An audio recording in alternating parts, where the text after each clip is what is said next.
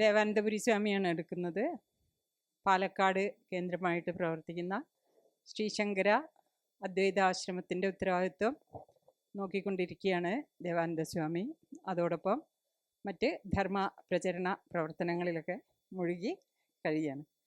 അപ്പോൾ ദേവാനന്ദ സ്വാമിയുടെ ക്ലാസ് കേൾക്കാം നമുക്ക് ഈ സമയത്ത്. ശരി.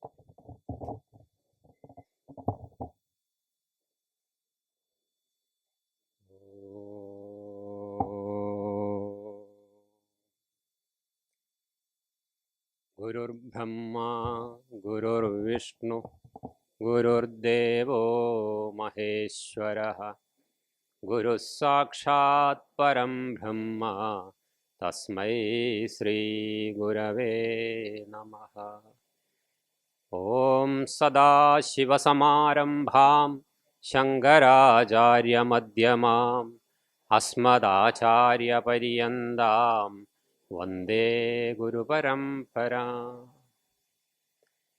ഓം പ്രാതസ്മരാമി ഹൃദി സംസ്ഫുരദാത്മതത്വം സച്ചിത്സുഖം പരമഹംസഗതിം തുരീയം യസ്വപ്നജാഗരസുഷുപ്തമവൈതി നിത്യം തദ്ബ്രഹ്മനിഷ്കളമഹം ന ചാം ഭൂതസംഗഃ.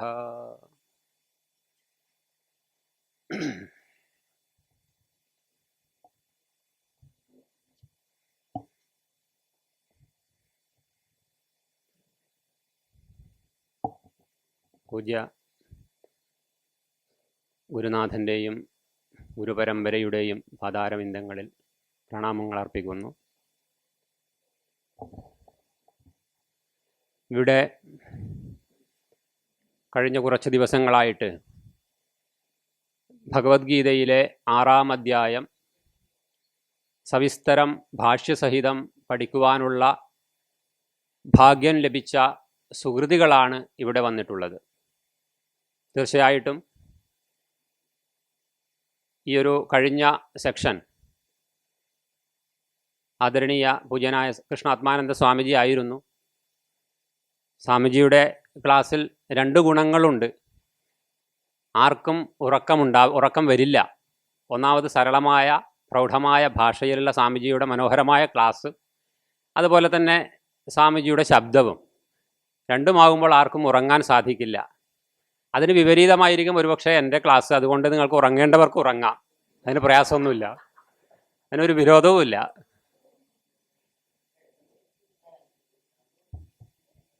ഏതായാലും ഭഗവത്ഗീതയിലെ 41 മുതൽ 44 ശ്ലോകങ്ങളാണ് നമ്മൾ ശ്രദ്ധിക്കേണ്ടത്. അതിൻ്റെ ഭാഷ്യസഹിതം വിസ്തരിച്ച് സ്വാമിജിയിൽ നിന്ന് കേട്ടിട്ടുണ്ടാവാം, അല്ലെങ്കിൽ കേൾക്കാൻ പോകുന്നതായിരിക്കാം. ഇവിടെ നേരത്തെ സ്വാമിജി സൂചിപ്പിച്ചു, പാർത്ഥ നൈവേഹ നാമുത്ര വിനാശസ്തസ്യ വിദ്യതേ നഹി കല്യാണ കശ്ചിത് ദുർഗതിം താത ഗച്ഛതി. മംഗളകർമ്മം ചെയ്യുന്ന ഒരാളും ദുർഗതിയെ പ്രാപിക്കുകയില്ല. ഇത് ഭഗവാന്റെ ഉറപ്പാണ്. സാക്ഷാൽ ഭഗവാന്റെ ഉറപ്പിനെ കവച്ചു വെച്ച മറ്റൊരു ഉറപ്പുമില്ല. അപ്പം അതുകൊണ്ട് തന്നെ മംഗളകർമ്മം ചെയ്യുന്ന ഒരു ജീവനും ദുർഗതിയെ പ്രാപിക്കുകയില്ല. ആ ഒരു ഉറപ്പ് തന്നെ മതി നമ്മളെ സംബന്ധിച്ച് നമ്മുടെ ജീവിതത്തെ കൃതാർത്ഥമാക്കാനുള്ള പ്രയത്നം ചെയ്യുവാൻ. കാരണം നമ്മുടെ അനേക ശാസ്ത്രങ്ങളിലൊക്കെ പറയും, മനുഷ്യ ജീവിതം വളരെ അപൂർവമായി ലഭിക്കുന്നൊരു ഭാഗ്യമാണ്. ആ മനുഷ്യ ജീവിതം ലഭിച്ചിട്ടും അത് വേണ്ടതുപോലെ വിനിയോഗിച്ചില്ലെങ്കിൽ അത് മഹാ ദുഃഖമാണ്, അല്ലെങ്കിൽ അത് മഹാനഷ്ടമാണ്. അത് ആ മനുഷ്യ ജീവിതത്തിൻ്റെ ലക്ഷ്യം എന്താണെന്ന് വ്യക്തമായിട്ട് മനുഷ്യ സമൂഹത്തിനോട് ഉപദേശിച്ച ഒരു ഗ്രന്ഥമാണ് ഭഗവത്ഗീത. നമുക്ക് വേദങ്ങളും ഇതിഹാസങ്ങളും പുരാണങ്ങളും ഒക്കെ ഉണ്ടെങ്കിലും അത് മുഴുവൻ പഠിക്കുവാനുള്ള ഈ ഒരു മനുഷ്യ ജീവിതത്തിൽ എല്ലാവർക്കും അത് മുഴുവൻ മനസ്സിലാക്കുവാൻ സാധിക്കുന്ന ഒരു ദൈക്ഷണിക ശക്തി എല്ലാവർക്കും ഉണ്ടായിക്കൊള്ളണം എന്നില്ല. അങ്ങനെയുള്ളവർക്ക് ഋഷി പരമ്പര അല്ലെങ്കിൽ വേദവ്യാസ ഭഗവാൻ കരുണയോടുകൂടി ഭഗവാന്റെ വാക്കുകളെ നമുക്ക് വിസ്തരിച്ച്, അതും ശങ്കര ഭഗവത്പാദർ അതിന് വിസ്തരിച്ചുള്ള ഭാഷ്യത്തിലൂടെ നമുക്ക് ഭഗവത്ഗീത നൽകിയപ്പോൾ ഈ ഒരു ഭഗവത്ഗീത മാത്രം മനനം ചെയ്താൽ മതി നമ്മുടെ ജീവിതത്തെ കൃതാർത്ഥതയിലേക്ക് ഉയർത്താൻ. ഭജഗോവിന്ദത്തിലും ആചാര്യൻ അത് പറയും, ഭഗവത്ഗീത കിഞ്ചിതതീത അല്പം ഭഗവത്ഗീത പഠിക്കുകയും ഗംഗാജലം അല്പമെങ്കിലും പാനം ചെയ്യുകയും ചെയ്താൽ അയാളുടെ കാര്യം യമൻ പോലും ചർച്ച ചെയ്യില്ല എന്നാണ്. കാരണം അയാളുടെ ഫയൽ യമൻ അവിടെ വയ്ക്കുന്നതാണ്. എന്ന് വെച്ചാൽ മരിക്കില്ല എന്നല്ല, യമന് പോലും അയാളെ ഞാൻ മരിച്ചു പോകുമല്ലോ എന്ന ഭയത്തോടു കൂടി അയാളെ കൊല്ലാൻ സാധ്യമല്ല. അയാളുടെ പഞ്ചഭൂതാത്മകമായ ശരീരത്തെ യമൻ അതിൻ്റെ സമയമാകുമ്പോൾ കൊണ്ടുപോകും, പ്രാരബ്ധം തീരുമ്പോൾ. പക്ഷേ അപ്പോഴത്തേക്കും ഭാഗവതം ശ്രവിച്ച പരീക്ഷത്തിനെ പോലെ ആ മരണത്തെ അതിക്രമിക്കുന്ന ഭാവത്തിലേക്ക് ഉയരാൻ സാധിക്കും. അത് ഭഗവത്ഗീത പഠിച്ചു കഴിഞ്ഞാൽ, ഭഗവത്ഗീത മനനം ചെയ്താൽ, പഠിക്കുക മാത്രമല്ല, പഠിക്കുക, കേൾക്കുക, ശ്രവണം ചെയ്യുക എന്നുള്ളത് പ്രാഥമികമാണ്. മനനം ചെയ്യുക എന്നുള്ളതാണ് ഏറ്റവും പ്രധാനം. 100 പ്രാവശ്യം ശ്രവണം ചെയ്യുന്നതിനേക്കാൾ മഹത്തരമാണ് മനനം ചെയ്യുന്നത് എന്ന് ആചാര്യസ്വാമികൾ തന്നെ പറയും. അപ്പോൾ മനനം ചെയ്ത്, ഇപ്പോൾ ഇവിടെ ഒരാഴ്ചക്കാലം ശ്രവണം ചെയ്തതാണ്. ഈ സമയത്ത് മനനവും ചെയ്തവരുണ്ടാവാം. ഇനി തിരിച്ചു പോയി കഴിഞ്ഞാൽ ഈ കേട്ടതിനെയൊക്കെ മനനം ചെയ്യാൻ നമുക്ക് സാധിക്കണം. കാരണം ശ്രവണം ദുർലഭമായി ലഭിക്കുന്ന ഒരു ഭാഗ്യമാണ്. അപ്പോൾ അത് ലഭിക്കുമ്പോൾ അത് പരിപൂർണമായിട്ട് ശ്രവണം ചെയ്യുക, അതിനുശേഷം തുടർന്ന് മനനത്തിലേക്ക് പോകുക. കാരണം നല്ല പോലെ പുല്ലുള്ള പുല്ലൊക്കെ ഉള്ള ഒരു പ്രദേശത്ത് ഒരു പശു ആദ്യം ധാരാളം പുല്ല് വേഗം അകത്ത് ഭക്ഷിക്കും. അത് കഴിഞ്ഞിട്ട് എവിടെയെങ്കിലും സ്വസ്ഥമായി ഇരുന്നിട്ടാണ് അത് മുഴുവൻ ദഹിപ്പിക്കുന്നത്. ഇതുപോലെ തന്നെയാണ് ശാസ്ത്ര ശ്രവണവും. ആചാര്യന്മാരിൽ നിന്ന് കേൾക്കുമ്പോൾ അത് മുഴുവൻ കേൾക്കുവാനുള്ള അവസരം വിനിയോഗിക്കുക. അത് കഴിഞ്ഞാൽ അത് നമ്മളിൽ നിന്ന് വിട്ടുപോകാതെ മനനത്തിനായിട്ട്, വളരെ പ്രധാനമായതാണ് മനനം. മനനത്തിലൂടെയാണ് നിധിധ്യാസനവും അതുപോലെ തന്നെ ആ ബോധത്തിലേക്കുള്ള പ്രാപ്തിയും. അപ്പം അതുകൊണ്ട് ഇനിയുള്ള കാലം, ഇനിയുള്ള ദിവസങ്ങൾ മനനത്തിന് വേണ്ടിയിട്ടുള്ളതാണ്. അല്ലാതെ ഈ ഒരു ക്യാമ്പ് കഴിഞ്ഞ് തിരിച്ചു പോയി കഴിഞ്ഞാൽ ഇതിൻ്റെ ഭാരം ഇവിടെ ഇറക്കി വെച്ച് പോകേണ്ടതല്ല. മറിച്ച് ഇത് നമ്മുടെ ജീവിതത്തിൻ്റെ ഭാരത്തെ ഇല്ലാണ്ടാക്കാനുള്ള ഒരു അമൃതത്വത്തിലേക്ക് നമ്മളെ നയിക്കുന്ന ആശയങ്ങളാണ്, ഭഗവാന്റെ നേരിട്ടുള്ള വാക്കുകളാണിത് എന്ന് മനസ്സിലാക്കിക്കൊണ്ട് ഇതിനെ മനനം ചെയ്ത് കൃതാർത്ഥതയിലേക്ക് ഉയരാൻ നമുക്ക് സാധിക്കട്ടെ. അങ്ങനെയാകുമ്പോൾ അത്തരം മംഗളകർമ്മം നമ്മുടെ ജീവിതത്തിൽ നമുക്ക് തെറ്റായ കർമ്മങ്ങളൊന്നും ചെയ്യാൻ തോന്നില്ല, നല്ല കർമ്മങ്ങൾ ചെയ്യാനേ തോന്നുള്ളൂ. അപ്പം നല്ല കർമ്മങ്ങൾ ചെയ്ത് മുന്നോട്ട് പോകുമ്പോൾ അത് അങ്ങനെയുള്ള ജീവന്മാർ ഒരിക്കലും ദുർഗതിയെ പ്രാപിക്കുകയില്ല. ഇന്നലെകളിൽ പലപ്പോഴും പല തെറ്റുകളും ചെയ്തിട്ടുണ്ടല്ലോ എന്ന് പലരും ചിന്തിച്ചേക്കാം. പലപ്പോഴും പ്രഭാഷണങ്ങളിലൊക്കെ ഇത് പറയുമ്പോൾ പലരും പിന്നീട് പറയാറുണ്ട്, ഞങ്ങളുടെ ജീവിതത്തിൽ ഞങ്ങൾക്കിത് പഠിക്കാൻ അധികാരമുണ്ടോ, ഞങ്ങളൊക്കെ കുറേ തെറ്റ് ചെയ്തു പോയി എന്ന്. അങ്ങനെയുള്ളവർക്കും ഭഗവാൻ ഉറപ്പ് നൽകിയിട്ടുണ്ട്. അഭിചേത്സു ദുരാചാരോ ഭജതേമാം അനന്യഭാഗ് സാധുരേവ സമന്തവ്യ സമ്യക് വ്യവസിതോ ഹി സഹ എന്ന് മുമ്പ് പഠിച്ചിട്ടുണ്ട്.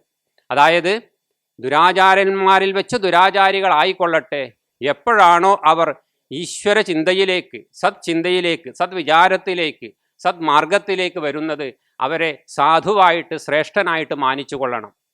ഒരു കാരണവശാലും അവരുടെ പൂർവ്വചരിത്രത്തിൽ അവരങ്ങനെയായിരുന്നു എന്ന് പറഞ്ഞ് തള്ളിക്കളയുവാൻ ആർക്കും അധികാരമില്ല. കാരണം ആ ജീവൻ എൻ്റെ കരവലയത്തിലേക്ക് എത്തിക്കഴിഞ്ഞു എന്നാണ് ഭഗവാൻ പറയുന്നത്. അപ്പോൾ അയാളെ ശ്രേഷ്ഠനായിട്ട് മാനിച്ചുകൊള്ളൂ എന്നുള്ള ഒരു ഉറപ്പ് കൂടി ഭഗവാൻ നമുക്ക് നൽകുന്നു. അപ്പം അതുകൊണ്ട് തന്നെ ഇന്നലെകളുടെ ഭാണ്ഡവും പേര് നടക്കേണ്ടതില്ല. മറിച്ച് ഇന്ന് മുതൽ ഞാനൊരു കല്യാണ ആയിട്ടുള്ള, അതായത് മംഗളകർമ്മം ചെയ്യുന്നൊരു ജീവനായി മാറും എന്നുള്ള നിശ്ചയമുണ്ടെങ്കിൽ തീർച്ചയായിട്ടും അതിൻ്റേതായ ഗുണഫലം, അതിൻ്റേതായ പുണ്യം നമുക്ക് തുടർന്നുള്ള ജീവിതത്തിലും ഇനി അടുത്തു വരുന്ന ജീവിതത്തിലും അത് നമുക്ക് വലിയൊരു ഭാഗ്യമായി മാറും. ഈ ജന്മത്തിൽ മറ്റ് എല്ലാ തരത്തിലുള്ള സമ്പാദ്യങ്ങളും നമുക്ക് ആവശ്യമാണ്. പക്ഷെ അതൊക്കെ ലോക വ്യവഹാരത്തിൽ സമ്പാദിക്കുന്ന സകല സമ്പാദ്യങ്ങളും ഇവിടെ വെച്ച് പോകേണ്ടി വരും. പക്ഷേ ലോക വ്യവഹാരത്തിൽ സമ്പാദിക്കുന്ന എല്ലാ സമ്പാദ്യങ്ങളും ഇവിടെ വെച്ച് പോകുമ്പോഴും അത് ഗുണവും ദോഷവും പുണ്യവും പാവവും എല്ലാം അതിൽ നിന്നുണ്ട സംസ്കാരമായിട്ട് വരുമെങ്കിൽ അതെല്ലാം കൂടെ പോരുന്നത് ആ സംസ്കാര രൂപത്തിലാണ്. ആ സംസ്കാരം മരിച്ചു കഴിഞ്ഞാൽ സൂക്ഷ്മ ശരീരത്തോടു കൂടി പോകുകയും അതിൻ്റെ പുണ്യപാപങ്ങൾ അനുഭവിക്കുന്ന തരത്തിൽ അനുഭവിച്ച് തുടർന്ന് ആ സംസ്കാരത്തിനനുസരിച്ച് പുതിയ ജീവൻ ജനിക്കേണ്ടി വരികയും എന്നുള്ളതിനെക്കുറിച്ചൊക്കെയാണ് തുടർന്നുള്ള ശ്ലോകങ്ങൾ പറയുന്നത്. അപ്പോൾ എങ്ങനെയാണ്, ഇപ്പം നേരത്തെ ഈ ഒരു ലോക ജീവിതത്തിൻ്റെ ഗതികളെക്കുറിച്ചൊക്കെ ഇവിടെ പറഞ്ഞു. തുടർന്ന് അങ്ങോട്ട് ആ ജീവൻ എന്താണ് സംഭവിക്കുന്നത്, പുണ്യകൃതങ്ങളായ ലോകങ്ങളെ പ്രാപിക്കുന്നതടക്കമുള്ള കാര്യങ്ങൾ ഇവിടെ ചർച്ച ചെയ്യുകയാണ്. നമുക്ക് കാണാം. 41-ാമത്തെ ശ്ലോകം. കിന്തു അസ്യ ഭവതി, നമുക്കൊന്നിച്ചു ചൊല്ലാം. പ്രാപ്യ പുണ്യകൃതാം ലോകാനുഷിത്വാ ശാശ്വതീ സമാ ശുചീനാം ശ്രീമദാംഗേഹേ യോഗഭ്രഷ്ടോപി ജായത്തെ. പ്രാപ്യ പുണ്യകൃതാം ലോകാനുഷിത്വാ ശാശ്വതീ സമാ ശുചീനാം ശ്രീമദാംഗേഃ യോഗഭ്രഷ്ടോഭിജായതേ. യോഗമാർഗഃ പ്രവൃത്തഃ സന്യാസി സമർത്ഥാത് പ്രാപ്യ ഗത്വാ പുണ്യകൃതാം അശ്വമേധാദിയാജിനാം ലോകാൻ തത്ര ച ഉഷിത്വാ വാസം അനുഭൂയ ശാശ്വതീഃ നിത്യാഃ സമാഃ സംവത്സരാൻ തദ് യോഗക്ഷയെ ശുചീനാം യഥോക്തകാരിണാം ശ്രീമതാം വിഭൂതിമതാംഗേഃ ഗൃഹേ യോഗഭ്രഷ്ടഃ അഭിജായതേ. അപ്പോൾ യോഗഭ്രഷ്ടൻ്റെ ഗതി എന്താണ് എന്ന് ഇവിടെ അർജുനൻ്റെ ചോദ്യത്തിന് ഭഗവാൻ ഉത്തരം നൽകുകയാണ്. പുണ്യകൃതാം ലോകാൻ പ്രാപ്യ, പുണ്യകൃതങ്ങളായ ലോകങ്ങളെ പ്രാപിച്ചിട്ട് ശാശ്വതീഹി സമാഹ ഉഷിത്വ, ശാശ്വതങ്ങളായ സംവത്സരങ്ങളിൽ വസിച്ചിട്ട് ശുചീനാം ശ്രീമതാംഗേഃ യോഗഭ്രഷ്ടഃ അഭിജായതേ, ശുചികളും ശ്രീമാന്മാരുമായിട്ടുള്ളവരുടെ വീട്ടിൽ യോഗഭ്രഷ്ടൻ അഭിജാതനാകുന്നു, അവരുടെ ഗൃഹങ്ങളിൽ അഭിജാതനാകുന്നു. അപ്പോൾ പുണ്യകൃതങ്ങളായ ലോകങ്ങളെ, പുണ്യകൃതങ്ങളായ കർമ്മങ്ങളെ ചെയ്യുന്നവരുടെ ലോകങ്ങളെ പ്രാപിച്ചിട്ട്, അപ്പോൾ ഈ ലോകത്ത് പുണ്യകർമ്മങ്ങൾ ചെയ്യുമ്പോൾ ആ പുണ്യകർമ്മങ്ങളിൽ നിന്നുണ്ടാകുന്ന പുണ്യസംസ്കാരത്തെ അനുഭവിക്കുവാനായിട്ട് പുണ്യകൃതങ്ങളായ ലോകങ്ങൾ, സ്വർഗാദി ലോകങ്ങൾ എന്ന് വേണമെങ്കിൽ പറയാം, ആ സ്വർഗാദി ലോകങ്ങളിൽ അല്ലെങ്കിൽ ആ പുണ്യത്തെ അനുഭവിക്കുവാൻ ഉതകുന്ന ലോകത്ത് ആ പുണ്യം ക്ഷയിക്കുന്നത് വരെ, അല്ലെങ്കിൽ ആ പുണ്യത്തിൻ്റെ എത്രയാണോ പുണ്യം അനുഭവിക്കുവാനുള്ളത് അത് അനുഭവിക്കുന്നത് വരെ അവിടെ വസിച്ചിട്ട് തുടർന്ന് ആ ജീവൻ ശുചികളും ശ്രീമത്തുമായവരുടെ ഗൃഹങ്ങളിൽ വന്ന് ജനിക്കുന്നു. നേരത്തെ പൂജ്യസ്വാമിജി ഇവിടെ സൂചിപ്പിച്ചു അർജുനൻ്റെ ചോദ്യം. ഇങ്ങനെ പുണ്യകൃതങ്ങളായ സാധനകളിലൂടെയൊക്കെ മുന്നോട്ട് പോയൊരു ജീവൻ അതിൻ്റെ ആ ഒരു പരമമായ ജീവിത ലക്ഷ്യത്തിലേക്ക് ഉയരുന്നതിന് മുൻപായിട്ട് അയാളുടെ പ്രാരബ്ധ ശരീരം വീണു പോയാൽ അങ്ങനെയുള്ള ആ ജീവന്മാർക്ക് എന്ത് സംഭവിക്കും എന്ന് അർജുനൻ ഭഗവാനോട് ചോദിക്കുമ്പോൾ, കാരണം അവിടെ ചോദിക്കുവാൻ ഏറ്റവും യുക്തമായിട്ടുള്ളത് ഭഗവാനാണ്. അർജുനൻ്റെ ഭാഗ്യം കൊണ്ട് ഭഗവാൻ അവിടെ ഗുരുരൂപത്തിൽ അവതരിച്ചു. കാരണം തുടക്കത്തിൽ അർജുനന് ഭഗവാനെ ആ ഗുരുഭാവത്തിൽ കാണുവാൻ സാധിച്ചിരുന്നില്ല. അതുകൊണ്ടാണ് സുഹൃത്തെ, സഖാവെ എന്നൊക്കെ വിളിച്ചുകൊണ്ട് ആ ഒരു സുഹൃത് ഭാവത്തിലായിരുന്നു സംസാരിച്ചിരുന്നത്. ആദ്യം ഭഗവത്ഗീതയുടെ ആദ്യ ഭാഗത്തിൽ നമുക്ക് കാണാം ഭഗവാനെ അങ്ങോട്ട് ഉപദേശിക്കുന്ന അർജുനനെ. പക്ഷേ ആ അർജുനൻ അങ്ങോട്ട് ഉപദേശിക്കുമ്പോഴൊക്കെ അത് പൂർണ്ണമായ അധികാരത്തോടു കൂടിയല്ല ഞാൻ ഉപദേശിക്കുന്നത് എന്ന് അർജുനൻ അറിയാമായിരുന്നു. അതുകൊണ്ട് കുറേ ഉപദേശിച്ചപ്പോൾ ഞാൻ എന്ത് ഭ്രാന്താണിത് പറഞ്ഞത് എന്ന് തിരിച്ച് മനസ്സിലാക്കിയിട്ടാണ് എനിക്കൊന്നും മനസ്സിലാകുന്നില്ല, എനിക്ക് വഴി കാട്ടിത്തരൂ എന്ന് പറഞ്ഞുകൊണ്ട് ഞാൻ ശിഷ്യഭാവത്തെ സ്വീകരിക്കുന്നു എന്ന് പറയുന്നത്. തുടർന്ന് അങ്ങോട്ട് ആ ശിഷ്യഭാവം അർജുനനിൽ നിന്ന് പിന്നെ മാഞ്ഞു പോയിട്ടില്ല. അപ്പോൾ അതുകൊണ്ട് തന്നെ ഭഗവാൻ ആ ഒരു കൃപയോടുകൂടി, പ്രത്യേകിച്ചും ഭഗവാൻ പറയുന്ന ഓരോ ഉപദേശങ്ങളെയും വളരെ ശ്രദ്ധാപൂർവം കേൾക്കുന്ന ഒരു ശിഷ്യഭാവം അർജുനനിൽ ഉണ്ടായതുകൊണ്ടാണ് അർജുനൻ അതിനനുസരിച്ചുള്ള ചോദ്യങ്ങളാണ് പിന്നീട് അങ്ങോട്ട് ചോദിക്കുന്നത്, സൂക്ഷ്മങ്ങളായ ചോദ്യങ്ങളാണ്. അപ്പോൾ സ്വാഭാവികമായിട്ടും അർജുനനുണ്ടായൊരു ചോദ്യമാണ്. കാരണം ഭഗവാൻ 2-ാം അധ്യായത്തിൽ ജീവൻ്റെ പരമമായ ഗതിയെയും ആ പരമമായ ലക്ഷ്യത്തെക്കുറിച്ചൊക്കെ വ്യക്തമായിട്ട് 2-ാം അധ്യായത്തിൽ പ്രതിപാദിച്ചു. അപ്പോൾ ആ ഒരു പരമലക്ഷ്യത്തിലേക്ക് ഉയരാൻ സാധിക്കാത്ത ജീവന്മാർ ഇവിടെ മരിച്ചു കഴിഞ്ഞാൽ അവർക്ക് ആ ലക്ഷ്യത്തെ പ്രാപിക്കാൻ സാധിക്കാതെ വന്നാൽ അവരുടെ ഗതി എന്തായിരിക്കും, അവരുടെ ഗതി അധോഗതി ആയിരിക്കുമോ എന്നൊരു സംശയം അർജുനൻ്റെ ഉള്ളിൽ ഉണ്ടായത് ഭഗവാനോട് ചോദിക്കുകയാണ്. അപ്പോഴാണ് ഭഗവാൻ അർജുനന് മാത്രമല്ല നമുക്കേവർക്കും ഈ ലോകത്ത് എല്ലാ കാലത്തുമുള്ള സാധകന്മാർക്ക് നൽകുന്ന ഏറ്റവും ശാന്തമായ, ഏറ്റവും ഗംഭീരവും അതുപോലെ തന്നെ സാധകന്മാർക്ക് ഏറ്റവും ഗുണകരവുമായിട്ടുള്ളൊരു ഉപദേശം അല്ലെങ്കിൽ ഒരു ഉത്തരം നൽകുകയാണ്. ഈ പുണ്യകരങ്ങളായ കാര്യങ്ങളെ ഈ ലോകത്ത് ചെയ്ത് അല്ലെങ്കിൽ സാധനാപന്ഥാവിലൂടെ മുന്നോട്ട് പോയ ഒരു ജീവനും ഒരിക്കലും ദുർഗതിയെ പ്രാപിക്കുകയില്ല. അവിടെ പറയാണ്, അപ്പോൾ എന്ത് സംഭവിക്കുന്നു? പ്രാപ്യ പുണ്യകൃതാം ലോകാനുഷിത്വ ശാശ്വതീ സമ ശുചീനാം ശ്രീമദാംഗേഃ യോഗഭ്രഷ്ടോ വിജായതേ, ശുചികളും ശ്രീമത്വമായവരുടെ ഗൃഹങ്ങളിൽ വന്ന് പിറക്കുന്നു.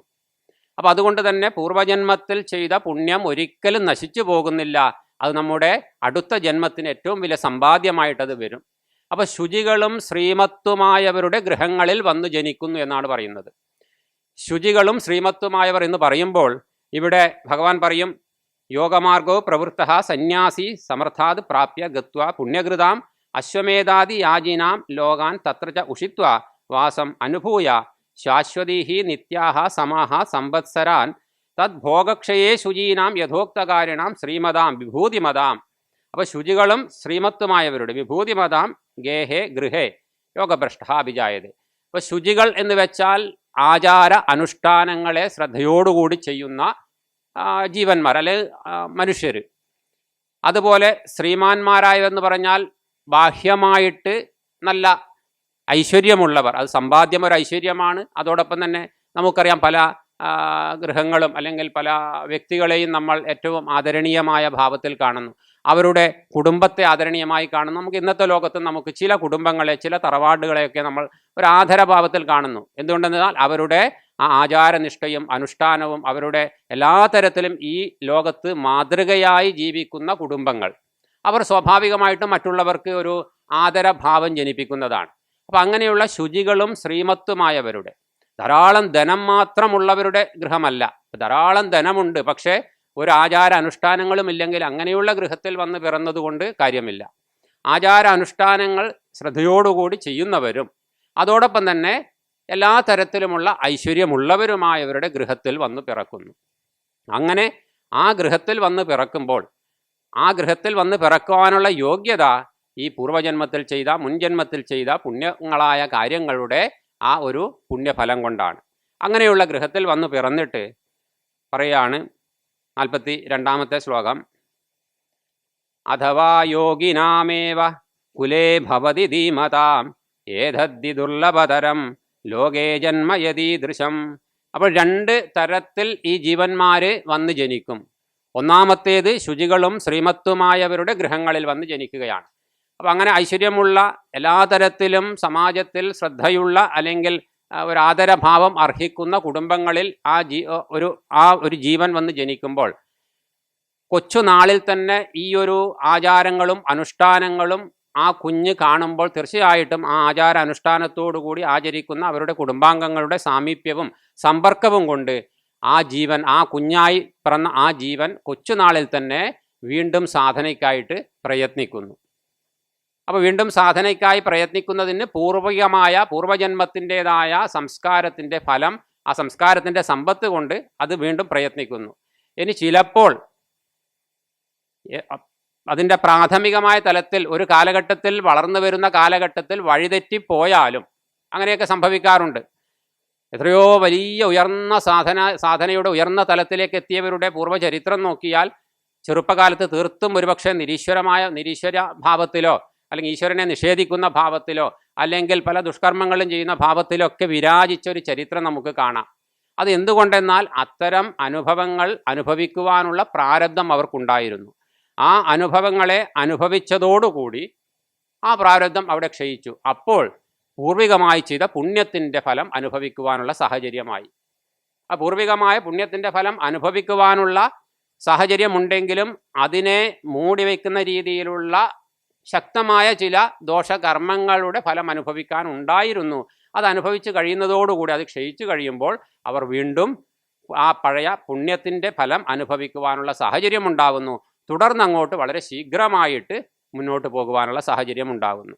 അപ്പോൾ അത് കണ്ടുകൊണ്ട് തന്നെയാണ് നേരത്തെ ഭഗവാൻ പറഞ്ഞത്, ഇന്നലെകളിൽ എന്ത് തെറ്റ് ചെയ്തിട്ടുണ്ടെങ്കിലും ഇന്ന് എന്നിലേക്ക് തിരിഞ്ഞിട്ടുണ്ടെങ്കിൽ അയാളെ ശ്രേഷ്ഠനായിട്ട് മാനിച്ചു കൊള്ളണം എന്നുള്ളതിൻ്റെ ഒരു ഉപോത്ബലകം കൂടിയാണിത്. അപ്പം അങ്ങനെ ആ പുണ്യകൃതങ്ങളായ ലോകങ്ങളിൽ പുണ്യപരമായിട്ടുള്ള ശുചികളും ശ്രീമത്തുമായവരുടെ ഗൃഹങ്ങളിൽ ജനിച്ച് സാധനയിലൂടെ ഉയരുന്ന ജീവൻ, അങ്ങനെ ഒരു ജീവഭാവം അങ്ങനെ ഉയർന്നു പോകുന്നു. അതേപോലെ തന്നെ ഇത്തരം പുണ്യങ്ങളായ കർമ്മങ്ങളെ ചെയ്ത് ആ സമ്പത്തോടു കൂടിയിട്ടുള്ള ജീവന്മാർക്ക് മറ്റൊരു തരത്തിലും ഈ ലോകത്ത് ജനിക്കുവാനുള്ള സാഹചര്യം ഉണ്ടാകുന്നു. അതാണ് 42-ാമത്തെ ശ്ലോകത്തിൽ പറയുന്നത്, അഥവാ യോഗിനാമേവ കുലേ ഭവതി ധീമതാം ഏതദ്ധി ദുർലഭതം ലോകേ ജന്മയതീദൃശം. യോഗികളായിട്ടുള്ള ധീമാന്മാരും യോഗികളുമായിട്ടുള്ളവരുടെ കുലത്തിലും ഇങ്ങനെയുള്ള ജീവന്മാർ ജനിക്കുന്നു. പക്ഷേ അത്തരം ജന്മങ്ങൾ വളരെ ദുർലഭതരമാണ് ഈ ലോകത്ത്. കാരണം അതിനേക്കാൾ ഉച്ചസ്ഥായിയായിട്ടുള്ള സാധകന്മാർക്ക് മാത്രമേ അങ്ങനെയുള്ള യോഗികളുടെ പരമ്പരയായിട്ട് വന്ന കുടുംബങ്ങളിൽ ജനിക്കുവാനുള്ളൊരു മഹാഭാഗ്യം ലഭിക്കുന്നുള്ളൂ. അവിടെ നേരത്തെ ഇവിടെ ഈ 41-ാമത്തെ ശ്ലോകത്തിൽ ആചാര്യസ്വാമികൾ ഒരു പ്രത്യേകമായിട്ട് ആചാര്യസ്വാമികളുടേതായ ഭാവം അല്ലെങ്കിൽ ആ ഒരു എന്താ അതിനെ പറയുക, ആചാര്യസ്വാമികൾ ഒരു വാക്ക് കൂട്ടിച്ചേർത്തു, സന്യാസി എന്ന്. അപ്പോൾ സന്യാസി എന്ന് അത് ശ്ലോകത്തിലില്ല, പക്ഷേ സന്യാസി എന്ന് പറയാം യോഗഭ്രഷ്ടൻ എന്ന് പറയുന്നത് കൊണ്ട് അത് ഭാഷ്യത്തിൽ സ്വാമിജി വിസ്തരിച്ച് നമുക്ക് എടുത്ത് തന്നിട്ടുണ്ടാകും. അപ്പോൾ അവിടെ ആചാര്യസ്വാമികൾ പറയുന്ന സന്യാസി, കാരണം യോഗഭ്രഷ്ടൻ എന്ന് പറയുമ്പോൾ കർമ്മം ചെയ്ത് കർമ്മയോഗത്തിലും ജ്ഞാനയോഗത്തിലും പ്രവർത്തിച്ച് അതിൽ നിന്ന് ഭ്രഷ്ടം വന്നവർ. ഒരു ഗൃഹസ്ഥനെ സംബന്ധിച്ച് കർമ്മത്തിൽ വ്യാപൃതരാകുന്നു. അത് കർമ്മയോഗമായി ചെയ്യുമ്പോൾ അന്ധകരണ ശുദ്ധിക്ക് കാരണമാകുന്നു. അങ്ങനെ കർമ്മയോഗം മുന്നോട്ട് പോകുന്നു. ഒരു സന്യാസിയെ സംബന്ധിച്ച് ജ്ഞാനയോഗം, കർമ്മയോഗം എല്ലാം സമാപിച്ച് ജ്ഞാനയോഗത്തിൻ്റെ മാർഗത്തിലേക്ക് പോകുന്നു. അങ്ങനെ ജ്ഞാനയോഗത്തിലൂടെ മുന്നോട്ട് പോകുമ്പോഴും ആ ലക്ഷ്യത്തിലേക്ക് ഉയരാൻ സാധിക്കാതിരിക്കുമ്പോൾ യോഗഭ്രഷ്ടൻ എന്ന് പറയുമ്പോൾ കർമ്മയോഗത്തിലും ജ്ഞാനയോഗത്തിൽ നിന്നും ഭ്രഷ്ടം സംഭവിച്ചവർ. അവിടെ അത് സന്യാസി എന്ന് പറയാം, അല്ലെങ്കിൽ ഗൃഹസ്ഥനെന്നും പറയാം. ഗൃഹസ്ഥന്മാരും ഒരു തലം കഴിഞ്ഞാൽ ജ്ഞാനയോഗത്തിലേക്ക് പോകേണ്ടതാണ്. ബാഹ്യമായ സന്യാസവൃത്തിയില്ലെങ്കിൽ ആന്തരികമായ സന്യാസനിഷ്ഠയിലേക്ക് ഗൃഹസ്ഥാശ്രമം കഴിഞ്ഞ് വാനപ്രസ്ഥാശ്രമവും അത് കഴിഞ്ഞാൽ സന്യാസാശ്രമം എന്നുള്ളത് സനാതനധർമ്മത്തിൻ്റെ അടിസ്ഥാന പ്രമാണമാണ്. ഓരോ ജീവന്മാരുടെയും ആ ജീവിതത്തിൻ്റെ പരമലക്ഷ്യം എന്ന് പറയുന്നത് സന്യാസാശ്രമത്തിലേക്ക് ഉയരുമ്പോഴാണ്. അത് ബാഹ്യമായി സന്യാസ നാമവും വസ്ത്രവും ഒന്നുമില്ലെങ്കിലും ആന്തരികമായി സന്യാസഭാവത്തിൻ്റെ നിഷ്ഠയിലേക്ക് ഉയർന്നാൽ മാത്രമേ അവസാനം പോകേണ്ട സമയത്ത് നേരത്തെ ക്ലാസ്സിൽ സ്വാമിജി പറഞ്ഞതുപോലെ എപ്പോഴും റെഡിയായിരിക്കാൻ സാധിക്കുള്ളൂ. എപ്പോൾ വന്നാലും പോകാൻ തയ്യാറാവുന്ന മനോഭാവം ഒരാൾക്ക് അങ്കുരിക്കണമെങ്കിൽ അവിടെ സന്യാസഭാവം ഉണ്ടാവണം. ആ പരമമായ ജ്ഞാനതലത്തിലേക്ക് ഉയരുന്ന ഭാവം ഉണ്ടാവണം. അതിനു വേണ്ടിയിട്ടുള്ളതാണ് സനാതനധർമ്മത്തിലെ മനുഷ്യ ജീവിതത്തിൻ്റെ എല്ലാ പ്രക്രിയകളും. അത് ഷോഡശ സംസ്കാരമായാലും പഞ്ചമഹായജ്ഞങ്ങളായാലും ബ്രഹ്മചര്യാശ്രമവും ഗൃഹസ്ഥാശ്രമവും വാനപ്രസ്ഥാശ്രമവും സന്യാസാശ്രമവും എന്ന് നമ്മുടെ ആചാര്യന്മാർ ചിട്ടപ്പെടുത്തി തന്നത് ഈ ലോകത്ത് ജനിച്ച് എങ്ങനെയൊക്കെയോ കുറേ കാലം ജീവിച്ച് മരിച്ചു പോകാനുള്ളതല്ല മനുഷ്യജന്മം. മറിച്ച് കൃത്യമായ ഒരു വ്യവസ്ഥിതിയോടുകൂടി ജീവിച്ച് എൻ്റെ ജീവിതം കൃതാർത്ഥമായി എന്ന് തിരിഞ്ഞു നോക്കുമ്പോൾ, എപ്പോൾ തിരിഞ്ഞു നോക്കുമ്പോഴും എൻ്റെ ജീവിതം കൃതാർത്ഥമായി എന്ന് പറയുവാനുള്ള ആത്മാർത്ഥമായിട്ട്, മറ്റുള്ളവരോടല്ല സ്വയം തൻ്റെ മനസ്സാക്ഷിയോട് പറയുവാൻ സാധിക്കുന്ന തലത്തിലേക്ക് ഒരു ജീവനെ ഉയർത്തുന്നതാണ് നമ്മുടെ ഋഷീശ്വരന്മാർ നമുക്ക് നൽകിയ ജീവിത പ്രക്രിയ. അപ്പോൾ അതുകൊണ്ട് തന്നെ ഈ ഉഭയഭ്രഷ്ടനായി കഴിഞ്ഞാൽ അങ്ങനെയുള്ളവർക്ക് ഒരിക്കലും നഷ്ടം വരില്ല. അവരുടെ കർമ്മത്തിൻ്റെയും ജ്ഞാനത്തിൻ്റെയും എല്ലാം സമ്പാദ്യം അവരുടെ അടുത്ത ജന്മത്തിനത് കൂടുതൽ ഗുണകരമാകുന്നു. അങ്ങനെയുള്ള യോഗഭ്രഷ്ടന്മാരും ശുചികളും ശ്രീമത്തുമായവരുടെ ഗൃഹങ്ങളിൽ വന്ന് പിറക്കുന്നു. അതിൽ നിന്നും ഉപരി വളരെയധികം സാധനാബലത്തോടു കൂടിയിട്ടുള്ള ജീവന്മാരും ആ പരമമായ ലക്ഷ്യത്തിലേക്ക് ഉയരുന്നതിന് തൊട്ട് മുൻപായിട്ട് ഒരു പക്ഷേ പ്രാരബ്ധം തീർന്ന് അല്ലെങ്കിൽ പ്രാരബ്ധം കൊണ്ട് ആ ശരീരം ഉപേക്ഷിക്കേണ്ടി വന്നാൽ അങ്ങനെയുള്ളവരുടെ ജന്മം എങ്ങനെയായിരിക്കും ഈ ലോകത്ത് എന്ന് ഭഗവാൻ വിസ്തരിച്ച് പറയുകയാണ്. അത് അർജുനൻ ചോദിച്ചിട്ടല്ല, പക്ഷെ അത് ഒരു ആചാര്യൻ്റെ കൃപയാണത്. ഒരു ചോദ്യം ചോദിച്ചാൽ അതിൻ്റെ എല്ലാ തലത്തിലുമുള്ള സംശയങ്ങളെ പൂർണ്ണമായിട്ടും ശിഷ്യനിൽ നിന്ന് നിവാരണം ചെയ്യുവാനുള്ള ആചാര്യ കൃപയാണ് ഇവിടെ ഭഗവാൻ പ്രദർശിപ്പിക്കുന്നത്, അല്ലെങ്കിൽ ഭഗവാൻ ഇവിടെ ഉപദേശിക്കുന്നത്. അപ്പോൾ അങ്ങനെ വളരെയധികം സാധനയുടെ ബലത്തോടു കൂടിയിട്ടൊരു ജീവൻ മരിച്ചു കഴിഞ്ഞാലും ആ ജീവൻ യോഗികളുടെ കുലത്തിൽ വന്ന് ജനിക്കുന്നു. പക്ഷെ അങ്ങനെയുള്ള ജന്മം വളരെ ദുർലഭമാണ് എന്ന് ഈ ലോകത്ത് നമ്മൾ തന്നെ കണ്ടാൽ നമുക്ക് മനസ്സിലാവും. വളരെ ദുർലഭമായിട്ട് അത്തരം യോഗികളുടെ കുലത്തിൽ നിന്ന് ആ ഒരു പരമ്പരയായിട്ട് യോഗികളുടെ കുലത്തിൽ വന്ന മഹാത്മാക്കളെക്കാളും കൂടുതൽ നമുക്ക് പരിചിതരായിട്ടുള്ള മഹാത്മാക്കളുടെ ചരിത്രം പരിശോധിച്ചാൽ ആചാരനിഷ്ഠയുള്ള കുടുംബങ്ങളിൽ നിന്ന് ഉയർന്നു വന്നവരാണ്.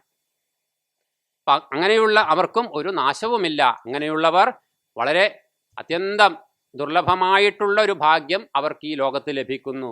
അതായത് ശുചികളും ശ്രീമത്തുമായവരുടെ ഗൃഹങ്ങളിൽ മറ്റുള്ളവർ ജനിക്കുമെങ്കിലും ഇത്തരം സാധനയുടെ ഉയർന്ന തലത്തിലേക്ക് എത്തിയവർക്ക് ഈ യോഗികളുടെ കുലത്തിൽ വന്ന് ജനിക്കാൻ കാരണമാകുന്നു. അപ്പോൾ അവർക്ക് വളരെ ചെറുപ്പത്തിൽ തന്നെ വളരെ പെട്ടെന്ന് വളരെ ശീഘ്രം ഈ ഒരു ലക്ഷ്യത്തിലേക്ക് ഉയരാൻ സാധിക്കുന്നു. കാരണം അത്രയ്ക്കും പൂർവികമായ സമ്പാദ്യം, സാധനാസമ്പത്ത്, മറ്റൊരു സമ്പത്തുമല്ല, സാധനാസമ്പത്ത് ആ ജീവനിൽ കുടികൊള്ളുന്നു. നമ്മൾ പലപ്പോഴും ഈ ലോകത്ത് അപൂർവമായിട്ട് നമുക്ക് കാണാം, വളരെ കൊച്ചു നാളിൽ തന്നെ ആ ഒരു പൂർണ്ണതയിലേക്ക് ഉയരുന്ന ജീവന്മാരെ, മഹാത്മാക്കളുടെ ചരിത്രം നമുക്ക് കാണാൻ വേണ്ടി സാധിക്കും. നമ്മളെപ്പോലെ തന്നെ ഇരുന്ന് കൊച്ചു കുട്ടിയായിരുന്ന ഒരു കുട്ടി ഒരു ദിവസം ഒരു ഞായറാഴ്ച നല്ലപോലെ ഭക്ഷണമൊക്കെ കഴിച്ച് വീട്ടിൽ ഏകാന്തമായിട്ട് ഇരിക്കുമ്പോൾ ആരുമില്ല. അപ്പോൾ ഇങ്ങനെ ഇരിക്കുമ്പോഴാണ് പെട്ടെന്ന് ഒരു മരണഭയം ആ കുട്ടിക്ക് തോന്നിയത്. എന്ത് കാരണമെന്നൊന്നും അറിയില്ല. പെട്ടെന്ന് ആ കുട്ടിക്ക് ഒരു മരണഭയം. അപ്പോൾ ഇരുന്ന് മരിക്കുന്നതിനേക്കാളും നല്ലത് കിടന്ന് മരിക്കുകയാണ്, മറ്റുള്ളവർക്കൊരു സൗകര്യമാവുമല്ലോ എന്ന് വെച്ചിട്ട് ആ കുട്ടി കിടന്നു. അങ്ങനെ നീണ്ടു നിവർന്ന് കിടന്നു, വീട്ടിൽ ആരുമില്ല. മരണം വരികയാണ്. ആ മരണം മല്ല മല്ലെ മല്ലെ വന്ന് എൻ്റെ കാലിനെ പിടികൂടി. ആ കാൽവിരലിലൂടെ, കാൽപാദങ്ങളിലൂടെ, അങ്ങനെ മുട്ടിൽ, അങ്ങനെ അങ്ങനെ അങ്ങനെ അരയിൽ, അങ്ങനെ ശരീരത്തിലേക്ക് അങ്ങനെ വരികയാണ് മരണം. വന്ന് വന്ന് വന്ന് ഇതാ ഞാൻ മരിച്ചു എന്നുള്ള ആ ബോധം ആ കുട്ടിക്കുണ്ടാകുന്നു. അത് കഴിയുമ്പോൾ ചിന്തിക്കുന്നു, ഞാൻ മരിച്ചാലും ഞാൻ മരിച്ചു എന്ന് പറയുന്നൊരു ഞാനുണ്ടല്ലോ, ആ ഞാനിന് മരണമില്ലല്ലോ, ആ ഞാൻ ആരാണ്? ഈ ഒരു പ്രകാശം ആ കുഞ്ഞിൻ്റെ ഉള്ളിൽ പ്രകാശിച്ചു. നമ്മളും ദിവസവും കിടക്കുന്നുണ്ടാവും, നീണ്ടു നിവർന്ന് കിടക്കുന്നുണ്ടാവും, രാവിലെ എഴുന്നേറ്റ് നമ്മുടെ ജോലിക്ക് പോവുകയും ചെയ്യും. അപ്പോൾ നമുക്കെന്തുകൊണ്ട് അത് സാധിക്കുന്നില്ല? പക്ഷെ ആ കുഞ്ഞ് ആ ഒരു പോയിന്റ് കിട്ടിയപ്പോൾ അതിനെ മനനം ചെയ്തു. അങ്ങനെ ബന്ധുക്കളൊക്കെ, അമ്മാവനും അല്ലെങ്കിൽ ഇളയച്ചനും മറ്റുള്ളവരൊക്കെ എന്തോ കാര്യത്തിന് വേണ്ടി പുറമെ പോയതാണ്. പോയപ്പോൾ ഉണ്ടായ കുഞ്ഞല്ല തിരിച്ചു വന്നപ്പോൾ ഉണ്ടായ കുഞ്ഞ്. ബാഹ്യമായിട്ടൊരു വ്യത്യാസമില്ല, പക്ഷെ എന്തോ ഒരു ശാന്തിയുടെ വലിയൊരു പ്രഭാവം ആ കുഞ്ഞിൻ്റെ മുഖത്ത് കാണുന്നു. കൂടുതലായിട്ട് ഒരു ഇളക്കമൊന്നുമില്ല, ഒരു ഒതുങ്ങി നിൽക്കുന്നൊരു പ്രകൃതം, ആരോടും കൂടുതലായിട്ട് സംസാരിക്കുന്നില്ല, എപ്പോഴും എന്തോ ഒരു ഗാഢമായ ഒരു വിചാരത്തിൻ്റെ മാർഗത്തിലാണ്. മറ്റ് അതേ പ്രായത്തിലുള്ള കുട്ടികളുടെ കൂടെയൊക്കെ ഇന്നലെകളിൽ കളിക്കാൻ പോയിരുന്ന കുട്ടി ഇന്ന് അതിനൊന്നും താല്പര്യമില്ല, ഒതുങ്ങിക്കൂടി അങ്ങനെ നിൽക്കുന്നു. അങ്ങനെ ആ കൃതാർത്ഥതയിലേക്ക് ഉയരുന്ന ഒരു സ്പന്ദനം ഒരു നിമിഷം കൊണ്ട് ആ കുഞ്ഞിന് ലഭിച്ചു. ആ കുഞ്ഞങ്ങനെ ഇരിക്കുന്ന സമയത്ത് ഒരിക്കലും ആ ഒരു ഈശ്വര ചൈതന്യത്തിൻ്റെ ഒരു അനുഗ്രഹം ഒരു ജീവനിൽ വർഷിച്ചാൽ പിന്നെ ഒരിക്കലും ആ ജീവൻ ഒരിക്കലും നാശമുണ്ടാവില്ല. അത് അതേ ജീവിതത്തിൽ തന്നെ കൃതാർത്ഥതയിലേക്ക് ഉയരാനുള്ള സാഹചര്യം ഈശ്വരൻ ഒരുക്കി കൊടുക്കും. ആ സമയത്താണ്, കുറച്ച് ദിവസങ്ങൾ കഴിഞ്ഞപ്പോഴാണ് ഒരു ബന്ധു ആ വീട്ടിലേക്ക് കടന്നു വന്നത്. അദ്ദേഹം എവിടെ നിന്ന് വന്നു എന്ന് കുട്ടി ചോദിച്ചപ്പോൾ ആ ബന്ധു പറഞ്ഞു, ഞാൻ തിരുവണ്ണാമലയിൽ നിന്നാണ്. തിരുവണ്ണാമല എന്നുള്ള വാക്ക് കേട്ടപ്പോൾ ആ കുഞ്ഞിൽ വല്ലാത്ത പൂർവ്വജന്മത്തിൻ്റെ ഏതോ ഒരു സ്പന്ദനം ഉള്ളിൽ നിന്ന് പൊങ്ങി, എത്രയും പെട്ടെന്ന് അവിടേക്ക് എത്തിച്ചേരണം. തുടർന്ന് അങ്ങോട്ട് എല്ലാം ഉപേക്ഷിച്ച് പോയി ലോകത്തിൽ വലിയ മഹാഗുരുവായി തീർന്ന രമണ മഹർഷിയുടെ ചരിത്രം നമുക്ക് കാണാൻ വേണ്ടി സാധിക്കും. അപ്പോൾ ആ കുഞ്ഞിൻ്റെ ജീവിതത്തിലേക്ക് നോക്കിയാൽ യോഗികളുടെ കുലത്തിലൊന്ന് ജനിച്ചു എന്ന് പറയാൻ പറ്റില്ല, പക്ഷേ ശുചികളും ശ്രീമത്തുമായവരുടെ ഗൃഹങ്ങളിലാണ്. കാരണം അവർ ആചാരനിഷ്ഠയോടുകൂടി ജീവിച്ചൊരു കുടുംബമായിരുന്നു. അങ്ങനെ എത്രയോ പേര്, ഇപ്പോൾ രാമകൃഷ്ണദേവനെ സംബന്ധിച്ച് പറഞ്ഞാലും അത് തന്നെയാണ്. കുഞ്ഞായിരിക്കുമ്പോൾ ഒരു കാർമേഘം മൂടിയ ഒരു സായം സന്ധ്യയിൽ കൊയ്തു കഴിഞ്ഞ വയൽപ്പാടത്തിലൂടെ സഞ്ചരിക്കുന്ന സമയത്ത് ആകാശത്തിൻ്റെ ആ കറുത്ത ആ ഒരു പ്രഭാവത്തിൽ വെള്ളക്കൊക്കുകൾ കൂട്ടത്തോടുകൂടി പാറിപ്പോകുന്നത് കണ്ടപ്പോൾ ഉടനെ ഉള്ളിൽ നിന്നും ആ ഒരു സത്യാവബോധത്തിൻ്റെ സ്ഫുരണമുണ്ടായി. അന്ന് അവിടെ ആ ഒരു ധ്യാനനിഷ്ഠയിലേക്ക് ശരീരബോധമില്ലാതെ വീണുപോയ ആ കുഞ്ഞ് പിന്നെ 1-2 ദിവസം കഴിഞ്ഞിട്ടാണ് വീണ്ടും ആ ബോധത്തിലേക്ക് തിരിച്ചു വന്നത്. അപ്പോൾ അങ്ങനെ എത്രയോ മഹാത്മാക്കളുടെ ജീവിതത്തിൽ ഈ ഒരു സ്ഫുരണം, അതെന്തുകൊണ്ട്? പൂർവജന്മത്തിലെ പുണ്യത്തിൻ്റെ ആ ലക്ഷ്യത്തിൻ്റെ, അതായത് ഈ ഒരു ലക്ഷ്യം എനിക്ക് പ്രാപിക്കണം എന്നുള്ള പൂർണ്ണമായ ആ ഒരു സമർപ്പണ ഭാവത്തിൽ മുന്നോട്ട് പോയി. പക്ഷേ പ്രാരബ്ധവശാൽ ആ ജന്മത്തിൽ സാധിക്കാതെ വന്നു. അടുത്ത ജന്മത്തിൽ കുഞ്ഞായിരിക്കുമ്പോൾ തന്നെ അതിനുള്ള സാഹചര്യങ്ങൾ ഉണ്ടാകുന്നു.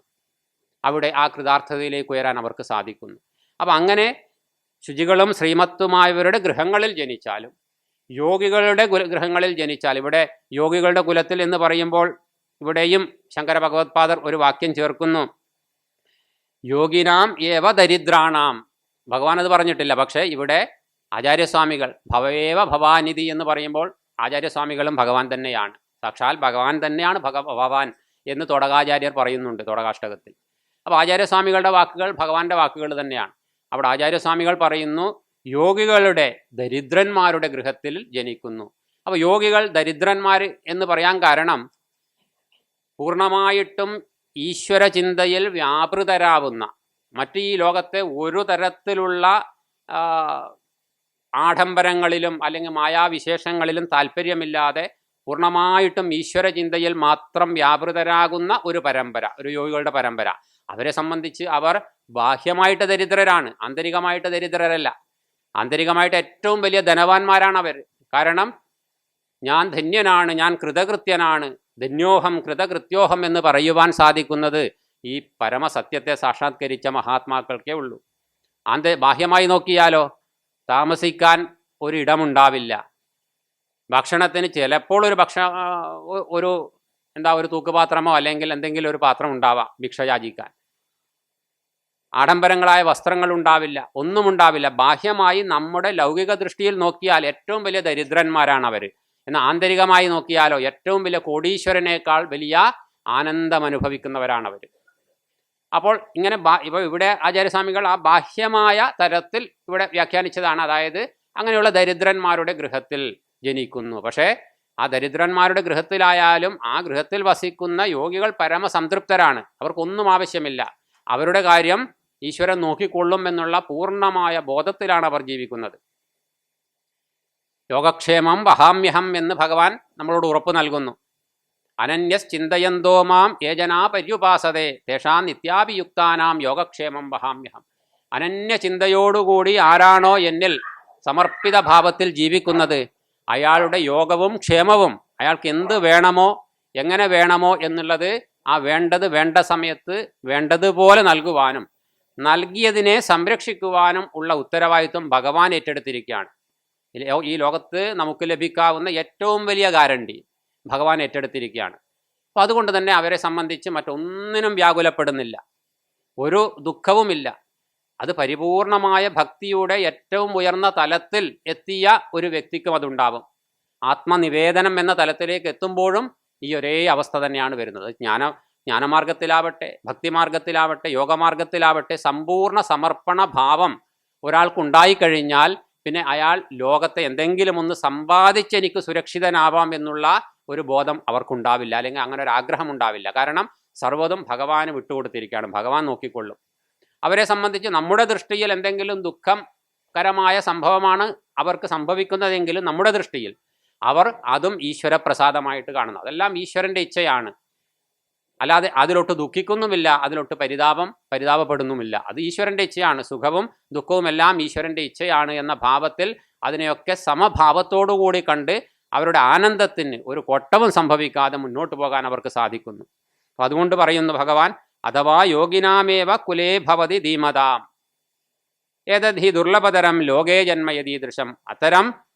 അത്തരം ജന്മം വളരെ ദുർലഭമാണ്. ഏതദ്ധി ജന്മ യത് ദരിദ്രാണാം യോഗിനാം കുലേ ദുർലഭതരം ദുഃഖലഭ്യതരം പൂർവം അപേക്ഷ ലോകേ ജന്മ യത് ഈദൃശം യഥോക്ത വിശേഷണേ കുലേ. അപ്പം അങ്ങനെയുള്ളവരും നമുക്ക് നമ്മുടെ ഭാരതീയമായ ഈ ഒരു സനാതന സംസ്കൃതിയുടെ പൂർവ്വചരിത്രത്തിലേക്ക് പോയി കഴിഞ്ഞാൽ ഈ രണ്ട് തരത്തിലുള്ള മഹാത്മാക്കളെയും കാണാം. പക്ഷെ പൊതുവെ താരതമ്യേന ഇത്തരം യോഗികളുടെ കുലത്തിൽ ജനിച്ചിട്ട് മഹത്വത്തിലേക്ക് ഉയർന്നവർ ശുചീനാം ശ്രീമദാംഗേഹേ എന്നുള്ള തലത്തിൽ ജനിച്ചവരെക്കാൾ കുറവായിരിക്കും. അതുകൊണ്ട് തന്നെയാണ് ഭഗവാൻ ഇവിടെ ദുർലഭതരം എന്ന് പറയാൻ കാരണം. അപ്പോൾ അതിൽ ഏത് കുലത്തിൽ ജനിക്കുവാനുമുള്ള അധികാരം നമുക്കാണുള്ളത്. അതുകൊണ്ട് അത് നമ്മൾ നേടിയെടുക്കാൻ പരിശ്രമിക്കണം. അടുത്ത ജന്മത്തിൽ അത്തരം മഹാന്മാരായ യോഗികളുടെ കുലത്തിൽ തന്നെ ജനിക്കണം എന്ന് ആഗ്രഹിക്കുവാൻ ഇവിടെ നമുക്ക് ഓരോരുത്തർക്കും സ്വാതന്ത്ര്യമുണ്ട്. അതിലേക്ക് ആ തലത്തിലേക്ക് ജീവൻ പോകാനുള്ള അധികാരവും നമുക്കുണ്ട്. അതിനുവേണ്ടി പ്രയത്നിക്കണം. അല്പം ത്യാഗം സഹിക്കേണ്ടി വരും. ത്യാഗത്തിലൂടെ മാത്രമേ അമൃതത്വത്തെ പ്രാപിക്കാൻ സാധിക്കുള്ളൂ എന്ന് കൃത്യമായിട്ട് വേദത്തിൻ്റെ വാക്യമാണ്. ത്യാഗേനൈകേ അമൃതത്വമാനശു. അപ്പോൾ ത്യാഗത്തിലൂടെ അമൃതത്വത്തിലേക്ക് ഉയരണം. ആ ത്യാഗം സഹിക്കുവാൻ, ആ ത്യാഗത്തെ സ്വീകരിക്കുവാൻ തയ്യാറായ ജീവന്മാർക്ക് അത് എന്തിനു വേണ്ടി ത്യാഗം? മറ്റ് ലോക വ്യവഹാരത്തിൽ എന്തെങ്കിലും നേടാൻ വേണ്ടിയിട്ടുള്ള ത്യാഗമല്ല. ഈ ലോക വ്യവഹാരങ്ങളിൽ നിന്നൊക്കെ ഉപരിയുള്ള ഈ മനുഷ്യജീവിതത്തിൻ്റെ പരമമായ സത്യത്തെ അറിയുന്നതിന് വേണ്ടിയിട്ട് അതിന് തടസ്സമായി നിൽക്കുന്ന എന്തിനേയും പരിത്യജിക്കുവാനുള്ള കരുത്ത് അതുണ്ടായാൽ തീർച്ചയായിട്ടും ഈ ജീവിതമല്ലെങ്കിൽ അടുത്ത ജന്മത്തിൽ, അല്ലെങ്കിൽ അടുത്ത ജന്മത്തിലെങ്കിലും ആ ലക്ഷ്യത്തിലേക്ക് ഉയരാൻ സാധിക്കും. കാരണം ഒരിക്കലും അങ്ങനെയുള്ള ജീവന്മാർക്ക് നാശമില്ല എന്ന് പല അധ്യായങ്ങളിൽ പല ശ്ലോകങ്ങളിലൂടെ ഭഗവാൻ നമുക്ക് ഉറപ്പ് നൽകുകയാണ്. കേവലം ഇവിടെ ഒന്നോ രണ്ടോ ശ്ലോകത്തിലല്ല, എത്രയോ ശ്ലോകങ്ങളിലൂടെ നമുക്ക് എത്രയോ പ്രാവശ്യം ഭഗവാൻ അർജുനനെ നിമിത്തമാക്കി നമ്മളോട് ഉപദേശിക്കുന്നു. അപ്പം അതുകൊണ്ട് ആ രീതിയിൽ ശുചികളും ശ്രീമത്വമായവരുടെ ഗൃഹങ്ങളിലോ യോഗികളുടെ ഗൃഹങ്ങളിലോ ജനിക്കുവാനുള്ള ജീവന്മാരായി മാറാൻ നമുക്ക് സാധിക്കണം. അപ്പോഴാണ് ഇത്തരം അന്തര്യോഗത്തിലൊക്കെ പങ്കെടുത്ത് ഇവിടെ നിന്ന് ലഭിച്ച അറിവുകൾ നമ്മുടെ ജീവിതത്തെ കൃതാർത്ഥമാക്കുന്നത്. അല്ലാതെ നമ്മൾ കുറേ പഠിച്ചു, ഇനി നാട്ടിൽ പോയിട്ട് 4 പേരെ പിടിച്ച് ക്ലാസ് എടുക്കാം, ആചാര്യനാവാം എന്ന് പറഞ്ഞിട്ടല്ല. അതായിക്കോട്ടെ, ഗുണം ദോഷമൊന്നുമില്ല. പക്ഷേ ലക്ഷ്യം നമ്മുടെ ജീവന് വേണ്ടിയിട്ടാണ്, നമ്മുടെ ജീവിതത്തെ, നമ്മുടെ ജീവനെ കൃതാർത്ഥമാക്കാൻ വേണ്ടിയിട്ടാണ്. അതിനുവേണ്ടി മാത്രമായിരിക്കുകയും വേണം. മറ്റതൊക്കെ സ്വാഭാവികമായിട്ട് പ്രാരബ്ധം കൊണ്ട് വന്നു ചേർന്നാൽ അത് ചെയ്യാതിരിക്കാൻ നിർവാഹമില്ല. അതുകൊണ്ട് പലരും അത് ചെയ്യുന്നു. പക്ഷേ ലക്ഷ്യം ഇത് മാത്രമായിരിക്കണം. തുടർന്ന് പറയാണ് 43-ാമത്തെ ശ്ലോകം. യസ്മാത് തത്ര തം ബുദ്ധി സംയോഗം ലഭതേ പൗർവദേഹികം യതതേ ച തതോ ഭൂയ സംസിദ്ധോ കുരു നന്ദന. തത്ര യോഗിനാം കുലേ തം ബുദ്ധിസംയോഗം ലഭതേ പൗർവദേഹികം പൂർവസ്മിൻ ദേഹേ ഭവം പൗർവദേഹികം യതതേ ച പ്രയത്നം കരോതി തതഃ തസ്മാത് പൂർവകൃതാത് സംസ്കാരാത് ഭൂയഃ ബഹുതരം സംസിദ്ധൗ സംസിദ്ധി നിമിത്തം ഹേ കുരുനന്ദന. അലയോ കുരുനന്ദന, അലയോ അർജുന, ഇങ്ങനെയുള്ള ജീവന്മാര് ശുചികളും ശ്രീമത്തുമായവരുടെ ഗൃഹങ്ങളിലോ യോഗികളുടെ ഗൃഹങ്ങളിലോ ജനിച്ചു കഴിഞ്ഞാൽ അവർക്ക് ഉടൻ തന്നെ ആ പൂർവജന്മത്തിൻ്റെ സംസ്കാരത്തിൻ്റെ ആ ഒരു ബന്ധത്തിലേക്ക് ഈ ബുദ്ധി അവിടെ വന്ന് പ്രവർത്തിക്കും. അതായത് ഈ ജന്മത്തിൽ ഈ കുഞ്ഞിൽ ഉള്ള ആ ഒരു ബുദ്ധിവിശേഷം പ്രാരബ്ധവശാൽ മറ്റ് പല വ്യവഹാരങ്ങളിൽ ഏർപ്പെട്ട് പോയിട്ടുണ്ടെങ്കിലും ഉടൻ തന്നെ ആ ബുദ്ധി, ആ സംസ്കാരം പൂർവജന്മത്തിൻ്റെ പുണ്യ സംസ്കാരവുമായി യോജിക്കും. അപ്പോൾ വീണ്ടും അവർ യഥാർത്ഥമായ ആത്മീയതയുടെ അല്ലെങ്കിൽ ഈ ഒരു പരമമായ ലക്ഷ്യത്തിന് വേണ്ടി ഉതകുന്ന മാർഗത്തിൽ, അവർ ഏത് മാർഗത്തിലൂടെ വന്നതാണോ ആ മാർഗത്തിൽ, ഇപ്പോൾ ഭക്തിമാർഗത്തിലൂടെ ഉയർന്നു പോയ ഒരു ജീവനാണെങ്കിൽ ഈ ജന്മത്തിൽ ഭക്തിമാർഗത്തിലൂടെ കൂടുതൽ ഉയരുവാനുള്ള ഒരു കുടുംബ പശ്ചാത്തലത്തിലായിരിക്കും വന്ന് ജനിക്കുക. ജ്ഞാനമാർഗത്തിലൂടെയാണെങ്കിൽ ഈ ജന്മത്തിൽ ആ ജ്ഞാനമാർഗത്തിലൂടെ ഉയരുവാനുള്ള സാഹചര്യത്തിലായിരിക്കാം ജനിക്കുക. സ്വാഭാവികമായി ചിന്തിച്ചാൽ അങ്ങനെ ആയിരിക്കും വരിക. അപ്പം അതുകൊണ്ട് ഇങ്ങനെ പൂർവ്വദേഹത്തിൻ്റെ സംസ്കാരവുമായിട്ട് ഈ ജന്മത്തിൽ അവർ ഉടൻ തന്നെ, വളരെ പെട്ടെന്ന് തന്നെ ബന്ധിക്കപ്പെടുന്നു. അപ്പം അതിന് വേണ്ടുന്നതായ അനുകൂല ഘടകങ്ങൾ, അതിന് വേണ്ടുന്നതായ സാമാജികമായ ഘടകങ്ങളെല്ലാം ആ ഘട്ടത്തിൽ ഈശ്വരേച്ഛയാ അവർക്ക് വന്നു ചേരും. പലപ്പോഴും നമ്മുടെ ആചാര്യന്മാരെല്ലാവരും പറയും, നമ്മൾ ഗുരുവിനെ തേടിപ്പോകേണ്ട ആവശ്യമേ ഇല്ല. ശിഷ്യഭാവം നമ്മളിൽ അങ്കുരിച്ചു കഴിഞ്ഞാൽ ഗുരു നമ്മളെ കണ്ടെത്തും, അല്ലെങ്കിൽ നമ്മൾ ഗുരുവിൻ്റെ അടുത്ത് എത്തിച്ചേരും. ഗുരുവിനെ അന്വേഷിച്ചിട്ട് സമയം കളയേണ്ട ആവശ്യമില്ല. മറിച്ച് ശിഷ്യഭാവം നമ്മുടെ ഉള്ളിൽ, ശിഷ്യഭാവം എന്ന് വെച്ചാൽ പൂർണ്ണമായ ഈശ്വരനിൽ സമർപ്പിച്ചുകൊള്ളൂ. പൂർണ്ണമായിട്ടും ഈശ്വരനിൽ സമർപ്പിച്ചുകൊണ്ട് ആ ഒരു എനിക്ക് ഈ ജന്മത്തിൽ കൃതാർത്ഥതയിലേക്ക് ഉയരുവാനുള്ള വഴി കാണിക്കുവാൻ ഒരു ഗുരുനാഥനെ ലഭിച്ചില്ലല്ലോ, അല്ലെങ്കിൽ ആ അറിവ് എനിക്ക് ലഭിക്കുന്നില്ലല്ലോ, കാരണം ഇങ്ങനെയൊക്കെ ഉണ്ട് എന്ന് ഞാൻ കേട്ടു, പലരും പറയുന്നതൊക്കെ കേട്ടു, പക്ഷെ അതൊന്നും മനസ്സിലാക്കാനുള്ള ഒരു സാഹചര്യം എനിക്കില്ലല്ലോ എന്നുള്ള ഒരു വേദന നമ്മുടെ ഉള്ളിലുണ്ടെങ്കിൽ, ഒരു ചിന്തയല്ല, ഒരു വേദനയായിരിക്കണം അത്.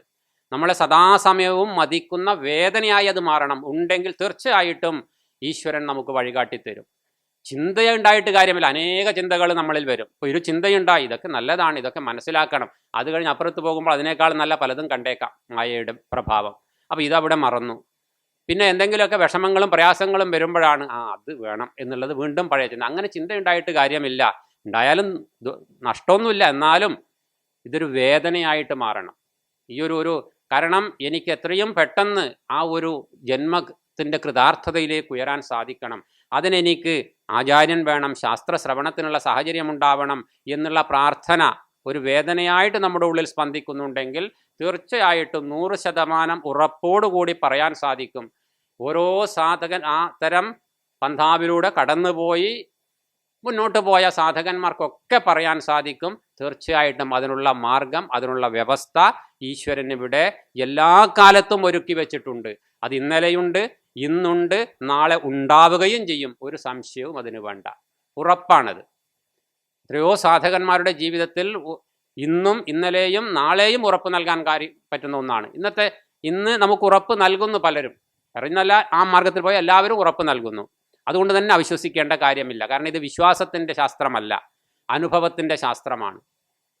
സനാതനധർമ്മത്തിലെ ഇത്തരം ആശയങ്ങളൊക്കെ അനുഭവികളായ ഗുരുക്കന്മാരുടെ അനുഭവത്തിൻ്റെ വാണികളാണിത്, വിശ്വാസത്തിൻ്റേതല്ല. അതുകൊണ്ട് തന്നെ അതിൽ നമുക്ക് പൂർണ്ണമായിട്ട് തുടക്കത്തിൽ വിശ്വാസവും ഒടുക്കത്തിൽ അനുഭവമായി മാറണം. ശ്രദ്ധാവാൻ ലഭതേ ജ്ഞാനം. തുടക്കത്തിലൊരു വിശ്വാസം വേണം. ഗുരുനാഥനിലും ഗുരുനാഥൻ്റെ വാക്കിലും ശ്രദ്ധയുണ്ടാവണം. ഇതിൽ തന്നെ വീണ്ടും പിന്നീട് അങ്ങോട്ട് വരും. അപ്പോൾ ആ ശ്രദ്ധ നമ്മളെ മെല്ലെ കൈപിടിച്ചുയർത്തി ഉയർത്തി ഉയർത്തി മുന്നോട്ട് കൊണ്ടുപോയി അത് അനുഭവമായി മാറുമ്പോഴാണ് നമ്മളും നമ്മുടെ ജീവനും കൃതാർത്ഥമാവുന്നത്.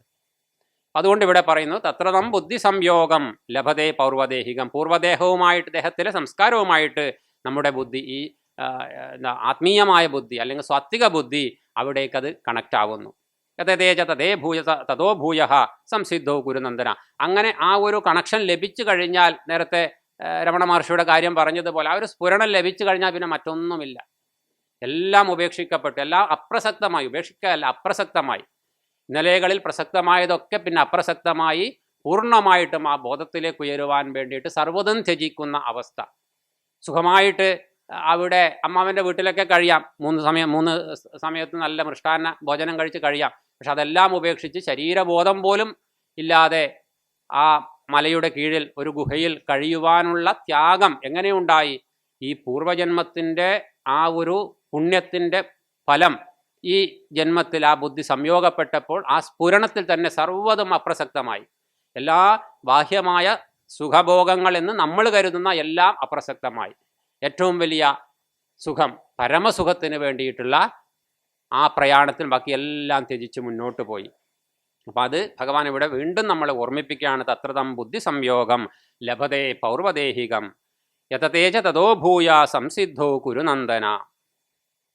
തുടർന്ന് പറയുന്നു കഥം പൂർവദേഹബുദ്ധി സംയോഗ ഇതി തത് ഉച്യതേ പൂർവാഭ്യാസേന തേനൈവ ഹ്രിയദേഹവശോപി സഹ ജിജ്ഞാസുരപി യോഗസ്യ ശബ്ദബ്രഹ്മാദി വർത്തതേ. യഹ പൂർവജന്മനി കൃതഃ അഭ്യാസഃ സഹ പൂർവാഭ്യാസഃ തേന ഏവ ബലവതാ ഹ്രിയതേ ഹി യസ്മാത് അവശഃ അപി സ യോഗഭ്രഷ്ടഃ. ന കൃതം ചേത് യോഗാഭ്യാസ സംസ്കാരാത് ബലവത്തരം അധർമാദിലക്ഷണം കർമ്മ തഥാ യോഗാഭ്യാസജനിതേന സംസ്കാരേണ ഹ്രിയതേ. അധർമ്മഃ ചേത് ബലവത്തരഃ കൃതഃ തേന യോഗജഃ അപി സംസ്കാരഃ അഭിഭൂയതേ ഏവ. അതായത് തുടർന്നുള്ള ഭാഷ്യം നമുക്ക് പിന്നീട് അങ്ങോട്ട് വായിക്കാം. അതായത് ഇവിടെ ഈ ഒരു അധ്യായത്തിൽ, ഈ ഒരു ശ്ലോകത്തിൽ ഭഗവാൻ പറയുകയാണ്, നേരത്തെ നമ്മൾ സൂചിപ്പിച്ചത് തന്നെയാണ്, പൂർവജന്മത്തിൻ്റെ പുണ്യത്തിൻ്റെ ഫലമുണ്ടെങ്കിലും ചില ദോഷകരമായ മനുഷ്യജീവിതമാണ്. സ്വാഭാവികമായിട്ടും പുണ്യകർമ്മങ്ങളും പാപകർമ്മങ്ങളും ഒക്കെ നമ്മളിൽ നിന്ന് വന്നു പോയിട്ടുണ്ടാവാം. അതാണ് മനുഷ്യജീവിതത്തിൻ്റെ പ്രത്യേകതയും. മറ്റ് ജീവജാലങ്ങളെ സംബന്ധിച്ച് അവർക്ക് പ്രകൃതി കൊടുത്ത ഒരു നിയമത്തിനനുസരിച്ച് ഇവിടെ ജീവിക്കാൻ സാധിക്കുള്ളൂ. എന്നാലും അവിടെയും പാപബോധമൊക്കെ ഉണ്ട്.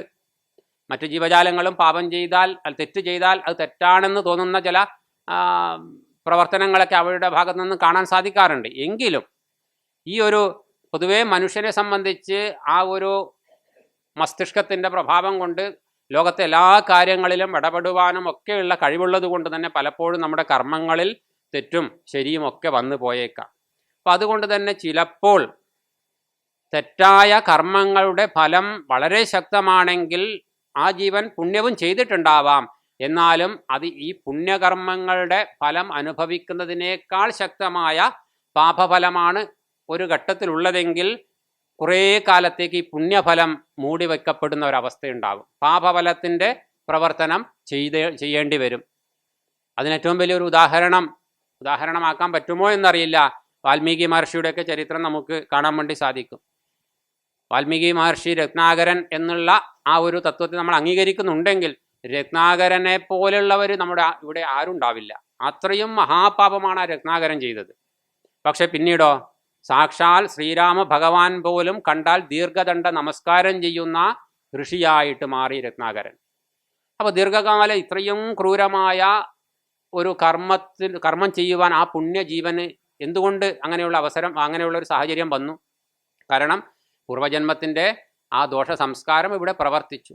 അത് കുറേ ചെയ്തു, അത് അങ്ങനെ ചെയ്ത് ക്ഷയിച്ച് അപ്പോഴത്തേക്ക് ആ പൂർവജന്മത്തിൻ്റെ പുണ്യസംസ്കാരം അവിടേക്ക് വന്ന് വീണ്ടും പ്രവർത്തിക്കാൻ ആരംഭിച്ചു.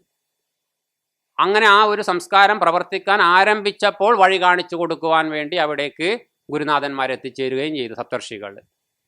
അങ്ങനെ സപ്തർഷികൾ എത്തിച്ചേർന്നു, വഴി കാട്ടി ഉപദേശിച്ചു. ആ ഉപദേശിച്ച ശ്രദ്ധയോടുകൂടിയിട്ട്, അല്ലെങ്കിൽ അവരുടെ ഉപദേശത്തെ അവിടെ നിന്ന് തള്ളിയിരുന്നു എങ്കിൽ ഒരിക്കലും വാൽമീകി മഹർഷിയായി മാറില്ലായിരുന്നു. പക്ഷേ അത്രയും വലിയ പാപം ചെയ്ത ഒരു സംസ്കാരത്തോടു കൂടിയുള്ള വ്യക്തി ആയിരുന്നു എങ്കിലും അതെല്ലാം ക്ഷയിച്ചതിൻ്റെ ലക്ഷണമായിരുന്നു അയാളിൽ ആ ഗുരുനാഥൻ ഗുരുക്കന്മാർ ഉപദേശിച്ചപ്പോൾ അത് സ്വീകരിക്കാനുള്ള മനസ്സുണ്ടായത്. അങ്ങനെ അത് സ്വീകരിച്ചു, ശ്രദ്ധയോടുകൂടി സ്വീകരിച്ചു. അതികഠിനമായ കഠോരമായ തപസ്സിൽ വ്യാപൃതനായി അനേക കാലം കഴിഞ്ഞു. തിരിച്ച് ആ ഗുരുക്കന്മാർ അവിടേക്ക് വന്ന് കൈപിടിച്ചുയർത്തി, നീ മഹർഷിയായി മാറി എന്ന് അനുഗ്രഹിച്ച്, നിനക്ക് എല്ലാ അനുഗ്രഹങ്ങളും ഉണ്ടാവട്ടെ എന്ന് അനുഗ്രഹിച്ച് മഹർഷി ആയിട്ട് മാറുകയും ചെയ്തു.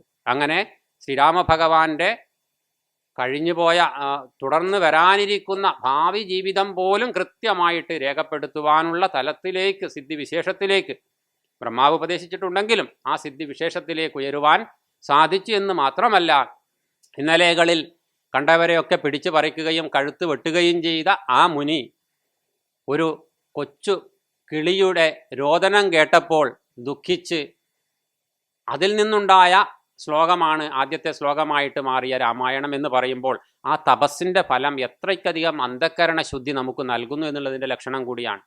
ഇത്രയും ക്രൂരനായ ഒരു മനുഷ്യന് ഒരു കൊച്ചു കിളിയുടെ രോദനം പോലും വിഷമമുണ്ടാക്കിയെങ്കിൽ ആ തരത്തിലേക്ക് നമ്മുടെ അന്ധക്കരണത്തിൻ്റെ ആ മഹർഷിയുടെ അന്ധക്കരണത്തിൻ്റെ ശുദ്ധി ഈ തപസ്സിലൂടെ നേടിയെടുക്കാൻ അദ്ദേഹത്തിന് സാധിച്ചു.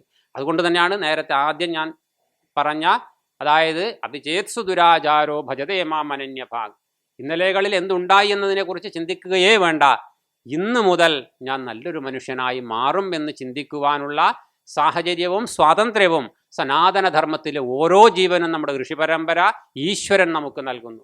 ഋഷിപരമ്പരയല്ല മാത്രമല്ല, ഭഗവാനാണ് നേരിട്ട് നമുക്ക് ആ സ്വാതന്ത്ര്യം നൽകുന്നത്. അപ്പം അതുകൊണ്ട് ആ സ്വാതന്ത്ര്യത്തെ ഉൾക്കൊണ്ടുകൊണ്ട് നമുക്ക് മുന്നോട്ട് പോകുവാനുള്ള വിശാലമായൊരു പന്ഥാവ് ഈ ലോകത്തുണ്ട്. മറ്റു പലപ്പോഴും പല മതങ്ങളുടെയും സിദ്ധാന്തപ്രകാരം പാപി നിത്യവും പാപിയായി മാറുന്നു. ഇവിടെ പറയുന്നു, നീ പാപിയാണെങ്കിലും കുഴപ്പമില്ല, നീ എപ്പോഴാണോ നല്ലവനായി മാറുന്നത് അന്ന് മുതൽ നീ എൻ്റെ സംരക്ഷണത്തിലാണ് എന്ന് പറയുമ്പോൾ അതിനേക്കാൾ വലിയൊരു ആശ്വാസം അത്തരം ദുഃഖം അനുഭവിക്കുന്നവരെ സംബന്ധിച്ച് അത് വലിയ ആശ്വാസമാണ്. തെറ്റ് ചെയ്യാത്തവരെ സംബന്ധിച്ച് ഇത് അത്ര വലിയ കാര്യമായിട്ട് എടുക്കില്ല. ജീവിതത്തിൽ ഞാൻ നല്ലതേ ചെയ്തിട്ടുള്ളൂ എന്ന് ചിന്തിക്കുന്നവരെ തെറ്റ് ചെയ്തവരെ സംബന്ധിച്ച് അത് വലിയ ആശ്വാസമാണ്. വെറുതെ പറയുന്നതല്ല. പലപ്പോഴും ചില പ്രഭാഷണങ്ങളിലൊക്കെ ഇത്തരം ശ്ലോകങ്ങൾ ചൊല്ലാറുണ്ട്. അത് ചൊല്ലുമ്പോൾ മുമ്പിലിരിക്കുന്ന പലരുടെയും കണ്ണ് നിറഞ്ഞൊഴുകുന്നത് നമ്മൾ നേരിട്ട് കണ്ടിട്ടുണ്ട്.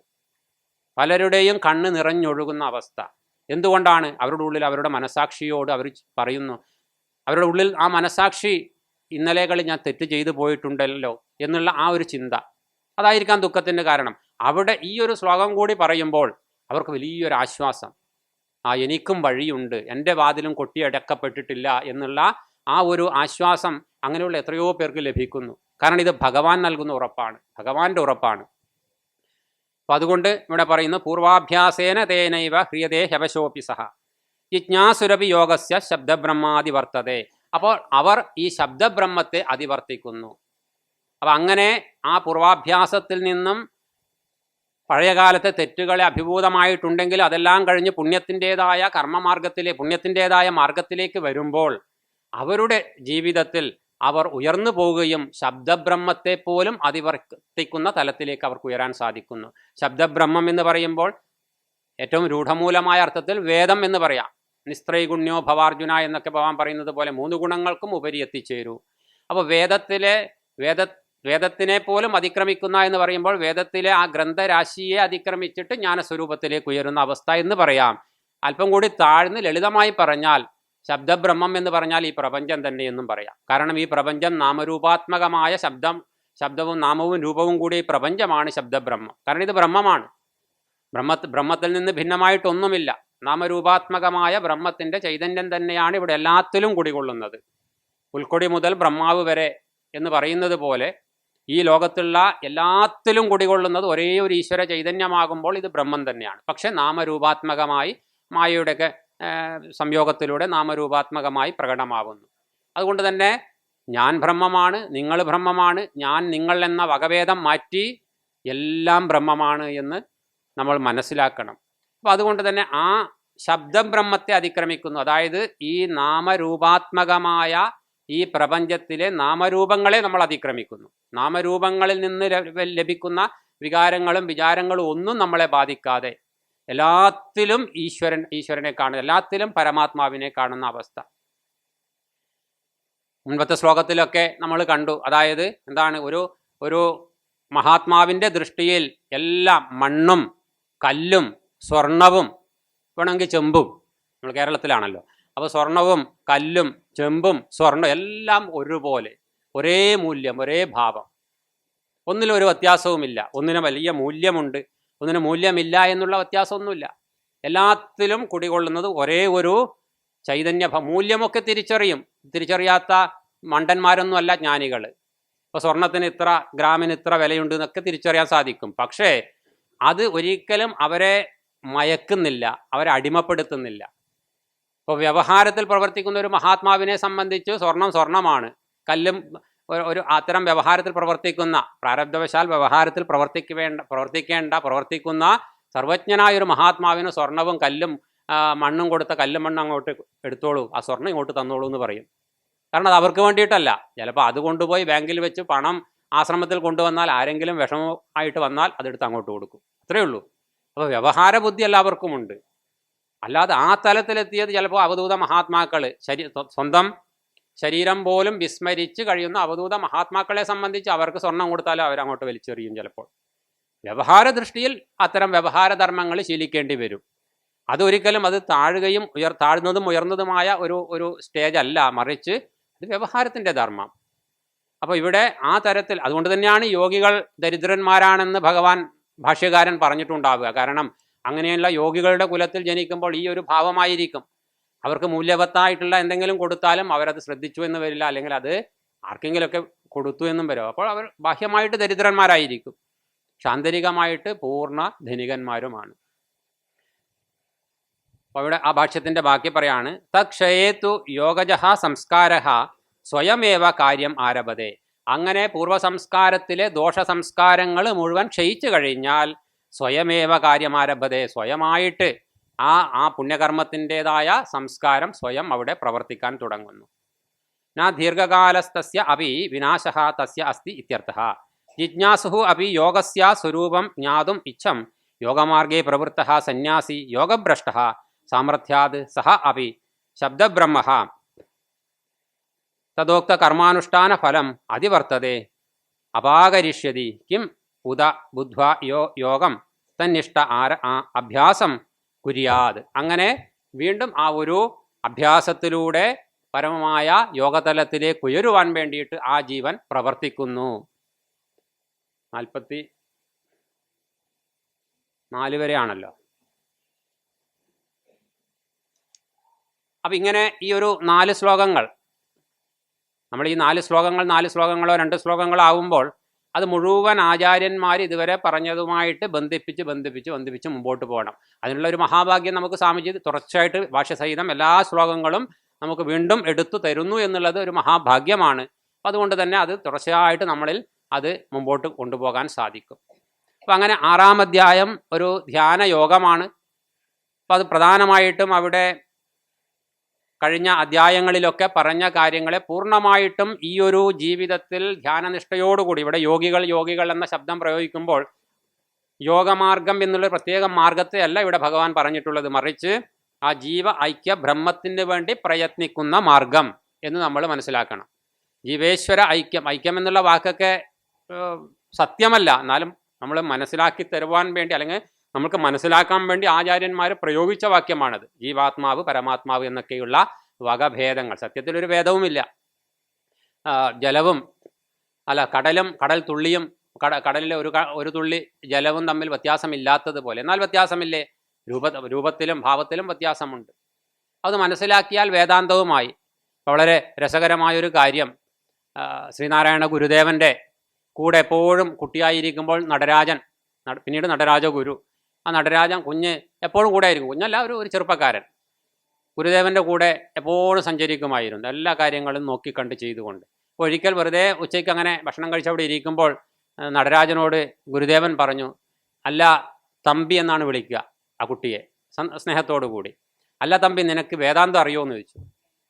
അറിയില്ല ഗുരുനാഥ. കുറേ പുസ്തകങ്ങളൊക്കെ വായിച്ചിട്ടുണ്ട്, എങ്കിലും ഗുരുനാഥനോട് അറിയാമെന്ന് പറയാൻ പറ്റുമോ? അപ്പോൾ അറിയില്ല, അതാണ് നല്ലത്, ഏറ്റവും നല്ല ഉത്തരം. അറിയില്ല ഗുരുനാഥ, അത് അറിയാനൊന്നുമില്ല. നീ കടൽ കണ്ടിട്ടുണ്ടോ? ഓ കണ്ടിട്ടുണ്ട്. തിര കണ്ടിട്ടുണ്ടോ? തിര കണ്ടിട്ടുണ്ട്. കടലും തിരയും വ്യത്യാസമുണ്ടോ? ഇല്ല. കഴിഞ്ഞു. വേദാന്തം അത്രയേ ഉള്ളൂ, കൂടുതലൊന്നും പഠിക്കേണ്ട ആവശ്യമില്ല. വളരെ ലളിതമായിട്ട് പറഞ്ഞു, ഇത്രയേ ഉള്ളൂ. പക്ഷേ വളരെ വളരെ ലളിതമാണ്. അയ്യേ അതിസുലഭം എന്ന് രമണ ഭഗവാൻ പറയും. എത്ര ലളിതമാണ് ആത്മസാക്ഷാത്കാരം, ഇത്ര സുലഭമായി വേറെയുണ്ടോ എന്നുള്ളതാണ്. പക്ഷേ എന്ത് ചെയ്യാൻ പറ്റും? ജന്മജന്മാന്തരമായി നമ്മൾ കൊണ്ടുവന്ന സംസ്കാരമാകുന്ന വാതിലുകൾ, അനേക വാതിലുകളുണ്ട്. ഒരു രാജാവിനെ കാണാൻ വേണ്ടി കൊട്ടാരത്തിന് അകത്തേക്ക് പ്രവേശിക്കണമെങ്കിൽ ഒരുപാട് വാതിലുകൾ അടച്ചടച്ച് അതെല്ലാം തുറന്ന് പോകേണ്ടതുപോലെ നമ്മളായിട്ട് അനേക കോട്ടകൾ കെട്ടിയിരിക്കുകയാണ്. ആ കോട്ടകളൊക്കെ നമ്മളായിട്ട് ഭേദിക്കണം. നമ്മളായിട്ട് കെട്ടിയ കെട്ടുകൾ നമ്മളായിട്ട് അഴിക്കണം. അഴിക്കാനുള്ള മാർഗങ്ങൾ കൃപയോടുകൂടി ആചാര്യന്മാർ നമുക്ക് പറഞ്ഞു തരും, അതിനും സംശയവും വേണ്ട. അതാണ് അവരുടെ കൃപ. കാരണം എന്താണ്? അവരും ഇന്നലെ കെട്ടപ്പെട്ടവരാണ്, അവരാകാശത്ത് നിന്ന് പൊട്ടി വീണവരൊന്നുമല്ല. അവരും ഇന്നലെകളിൽ അവരുടെ ആചാര്യൻ അവർക്ക് പറഞ്ഞു കൊടുത്തു കെട്ടഴിക്കാൻ വേണ്ടി. അവരതനുസരിച്ച് കെട്ടഴിക്കാൻ പരിശ്രമിച്ചു, കെട്ടഴിച്ചു. പരിശ്രമിച്ചാൽ മതി, പരിശ്രമിച്ചോളൂ, അഴിയപ്പെടും. ഈ കെട്ട് അഴിയാതിരിക്കില്ല. കാരണം ഓരോ ജീവനൻ്റെയും ലക്ഷ്യം ആ ലക്ഷ്യം പരമലക്ഷ്യത്തിലേക്ക് ഉയരുക എന്നുള്ളതാണ്. പരിശ്രമിക്കണം. പരിശ്രമം ഏറ്റവും പ്രധാനമാണ്. അത് നിത്യനിരന്തരമായിട്ടുള്ള പരിശ്രമമായിരിക്കണം. എപ്പോഴെങ്കിലും നേരത്തെ പറഞ്ഞതുപോലെ ഒരു പ്രഭാതം ആരംഭിച്ചു, പ്രദോഷം വരെ ജീവിതത്തിൽ അനവധി കാര്യങ്ങൾ ചെയ്യുമ്പോൾ നമ്മൾ ടൈം ടേബിൾ ഇട്ട് രാവിലെ അരമണിക്കൂർ നാമം ജപിക്കുക, വൈകുന്നേരം അരമണിക്കൂർ നാമം ജപിക്കുക, അതിനിടയിൽ വേണ്ടാത്ത എല്ലാ കാര്യങ്ങളും ചെയ്യുക. ഇങ്ങനെ ചെയ്താൽ കെട്ടഴിക്കാൻ പ്രയാസമാണ്. കാരണം കെട്ടഴിക്കും, ഈ അരമണിക്കൂർ കൊണ്ട് ഒരു കെട്ടഴിക്കും, അപ്പോഴത്തേക്ക് അന്ന് വൈകുന്നേരം ആകുമ്പോഴത്തേക്ക് 10 കെട്ട് വേറെ കെട്ടിയിട്ടുണ്ടാവും. അപ്പോൾ പിന്നെ ഈ കെട്ട് അഴിച്ചാലും കെട്ട് തീരില്ല. അപ്പം അതുകൊണ്ട് ഇത് നിത്യനിരന്തരമായിട്ട് നേരത്തെ പറഞ്ഞതുപോലെ നമ്മുടെ ഉള്ളിൽ ഒരു വ്യഥയായിട്ട്, ഒരു വേദനയായിട്ട്, വേദന എന്ന് വെച്ചാൽ കരഞ്ഞ് നിലവിളിക്കുകയൊന്നും വേണ്ട, മറിച്ച് അത് എനിക്ക് നേടേണ്ടതാണ്, എൻ്റെ ജീവിതത്തിൻ്റെ കൃതാർത്ഥതയ്ക്ക് വേണ്ടി ഉപകരിക്കുന്നതാണ് എന്നുള്ള ഭാവത്തിൽ തന്നെ അത് നമ്മുടെ ഉള്ളിൽ ഒരു വേദനയായിട്ടുണ്ടെങ്കിൽ നമ്മൾ ഒരിക്കലും അത് മറക്കില്ല. ഏറ്റവും പ്രാധാന്യമുള്ള ഒരു കാര്യമായിട്ട് അതിനെ കണ്ടാൽ ഒരിക്കലും മറക്കില്ല. അതിനൊക്കെ എത്രയെത്ര മനോഹരമായ ലളിതമായ ഉദാഹരണങ്ങൾ നമുക്ക് രാമകൃഷ്ണ ഭജനാമൃതത്തിലൊക്കെ കാണാൻ വേണ്ടി സാധിക്കും. അതിലേക്കൊന്നും ഞാൻ പോകുന്നില്ല, ഇപ്പോൾ സമയമായി. ഇതൊക്കെ പറഞ്ഞാലും 1 മണി കഴിഞ്ഞാൽ നിങ്ങളെല്ലാവരും എഴുന്നേറ്റ് പോകുന്നു അറിയാം. അപ്പം അതുകൊണ്ട് അതിലേക്കൊന്നും പോകുന്നില്ല. എങ്കിലും പറയാണ്, എത്രയോ ലളിതമായ ഉദാഹരണങ്ങൾ നമുക്ക് അത്തരം മഹാത്മാക്കളുടെ ഗ്രന്ഥങ്ങളിൽ നിന്ന് മനസ്സിലാക്കാൻ സാധിക്കും. കാരണം ഏറ്റവും പ്രധാനമാണെങ്കിൽ നമ്മൾ മറ്റ് വ്യവഹാരങ്ങളൊക്കെ ചെയ്യുമ്പോഴും ആ ഒരു പ്രാധാന്യമുള്ള കാര്യം നമ്മുടെ ഉള്ളിൽ ഉണ്ടാവും, അത് മറന്നു പോകില്ല.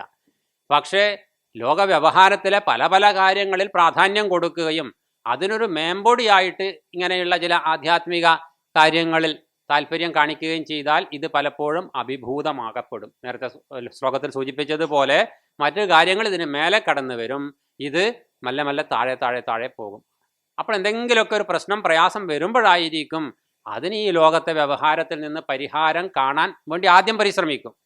അതെല്ലാം പരാജയപ്പെടുമ്പോഴാണ് ഈ ഒരു അന്വേഷണത്തിലേക്ക് പോകുന്നത്. അപ്പം അതല്ല, ഏതൊരു പ്രശ്നവും പ്രയാസവും വരുമ്പോൾ ആദ്യം ഇതിലേക്ക് പോയിട്ട് ലോക വ്യവഹാരത്തിലെ കാര്യങ്ങളൊക്കെ ശ്രദ്ധിച്ചോളൂ, അതൊക്കെ ഉപയോഗപ്പെടുത്തിക്കോളൂ. അത് ഉപയോഗപ്പെടുത്തണ്ട എന്നല്ല, ആദ്യം ഒരു പ്രശ്നം, ഒരു പ്രയാസം, ജീവിതത്തിൽ ഒരു പ്രതിസന്ധി വരുമ്പോൾ ആദ്യം നമ്മൾ നമ്മുടെ ഉപാസനാമൂർത്തിയെ, ഉപാസനാ ദേവതയിൽ നമ്മൾ സമർപ്പിക്കണം. നമ്മൾ വലിയ വേദാന്തികളൊന്നും ഇപ്പോൾ ആവണമെന്നില്ല, ആവേണ്ടവർക്ക് ആവാം. പക്ഷേ ഒരു സാധനാ ജീവിതത്തിൽ ഒരു ഉപാസനാമൂർത്തി ഉണ്ടാവണം. ഒരു ഉപാസനാ നാമമോ എന്തെങ്കിലും ഒരു സഹസ്രനാമമോ ജപമോ ഒക്കെ നമുക്ക് വേണം. അതേറ്റവും പ്രധാനമാണ്. അതിലൂടെ മെല്ലെ വേദാന്തത്തിൻ്റെ ഉയർന്ന തലത്തിലേക്ക് പോകാം. അപ്പോൾ പലപ്പോഴും ഒരു ഉപാസനാമൂർത്തി നമുക്ക് ജീവിതത്തിൽ ഏറ്റവും പ്രധാനമാണ്. അത് കേവലം സാധനാവൃത്തിയിൽ ജീവിക്കുന്നവർക്ക് മാത്രമല്ല, നമ്മുടെ കുടുംബത്തിൽ എല്ലാവർക്കും വേണം. ഏറ്റവും പ്രധാനമാണത്. കാരണം ഒരു അനുഭവം പറയുകയാണ്. അനുഭവമല്ല, ആ കൊറോണ കാലത്തുണ്ടായ ധാരാളം അനുഭവം. കൊറോണയുടെ ആ കാലത്ത് 2-3 വർഷം നമ്മളെയൊക്കെ പ്രകൃതി ബന്ധിച്ചിരിക്കുകയാണ്. വീട്ടുതടങ്കലിലാക്കിയ ഒരു കാലഘട്ടമായിരുന്നു. അപ്പോൾ പലരും പല പ്രദേശത്തു നിന്നും പരിചയമുള്ളവരൊക്കെ നമ്മളെയൊക്കെ വിളിക്കുമായിരുന്നു.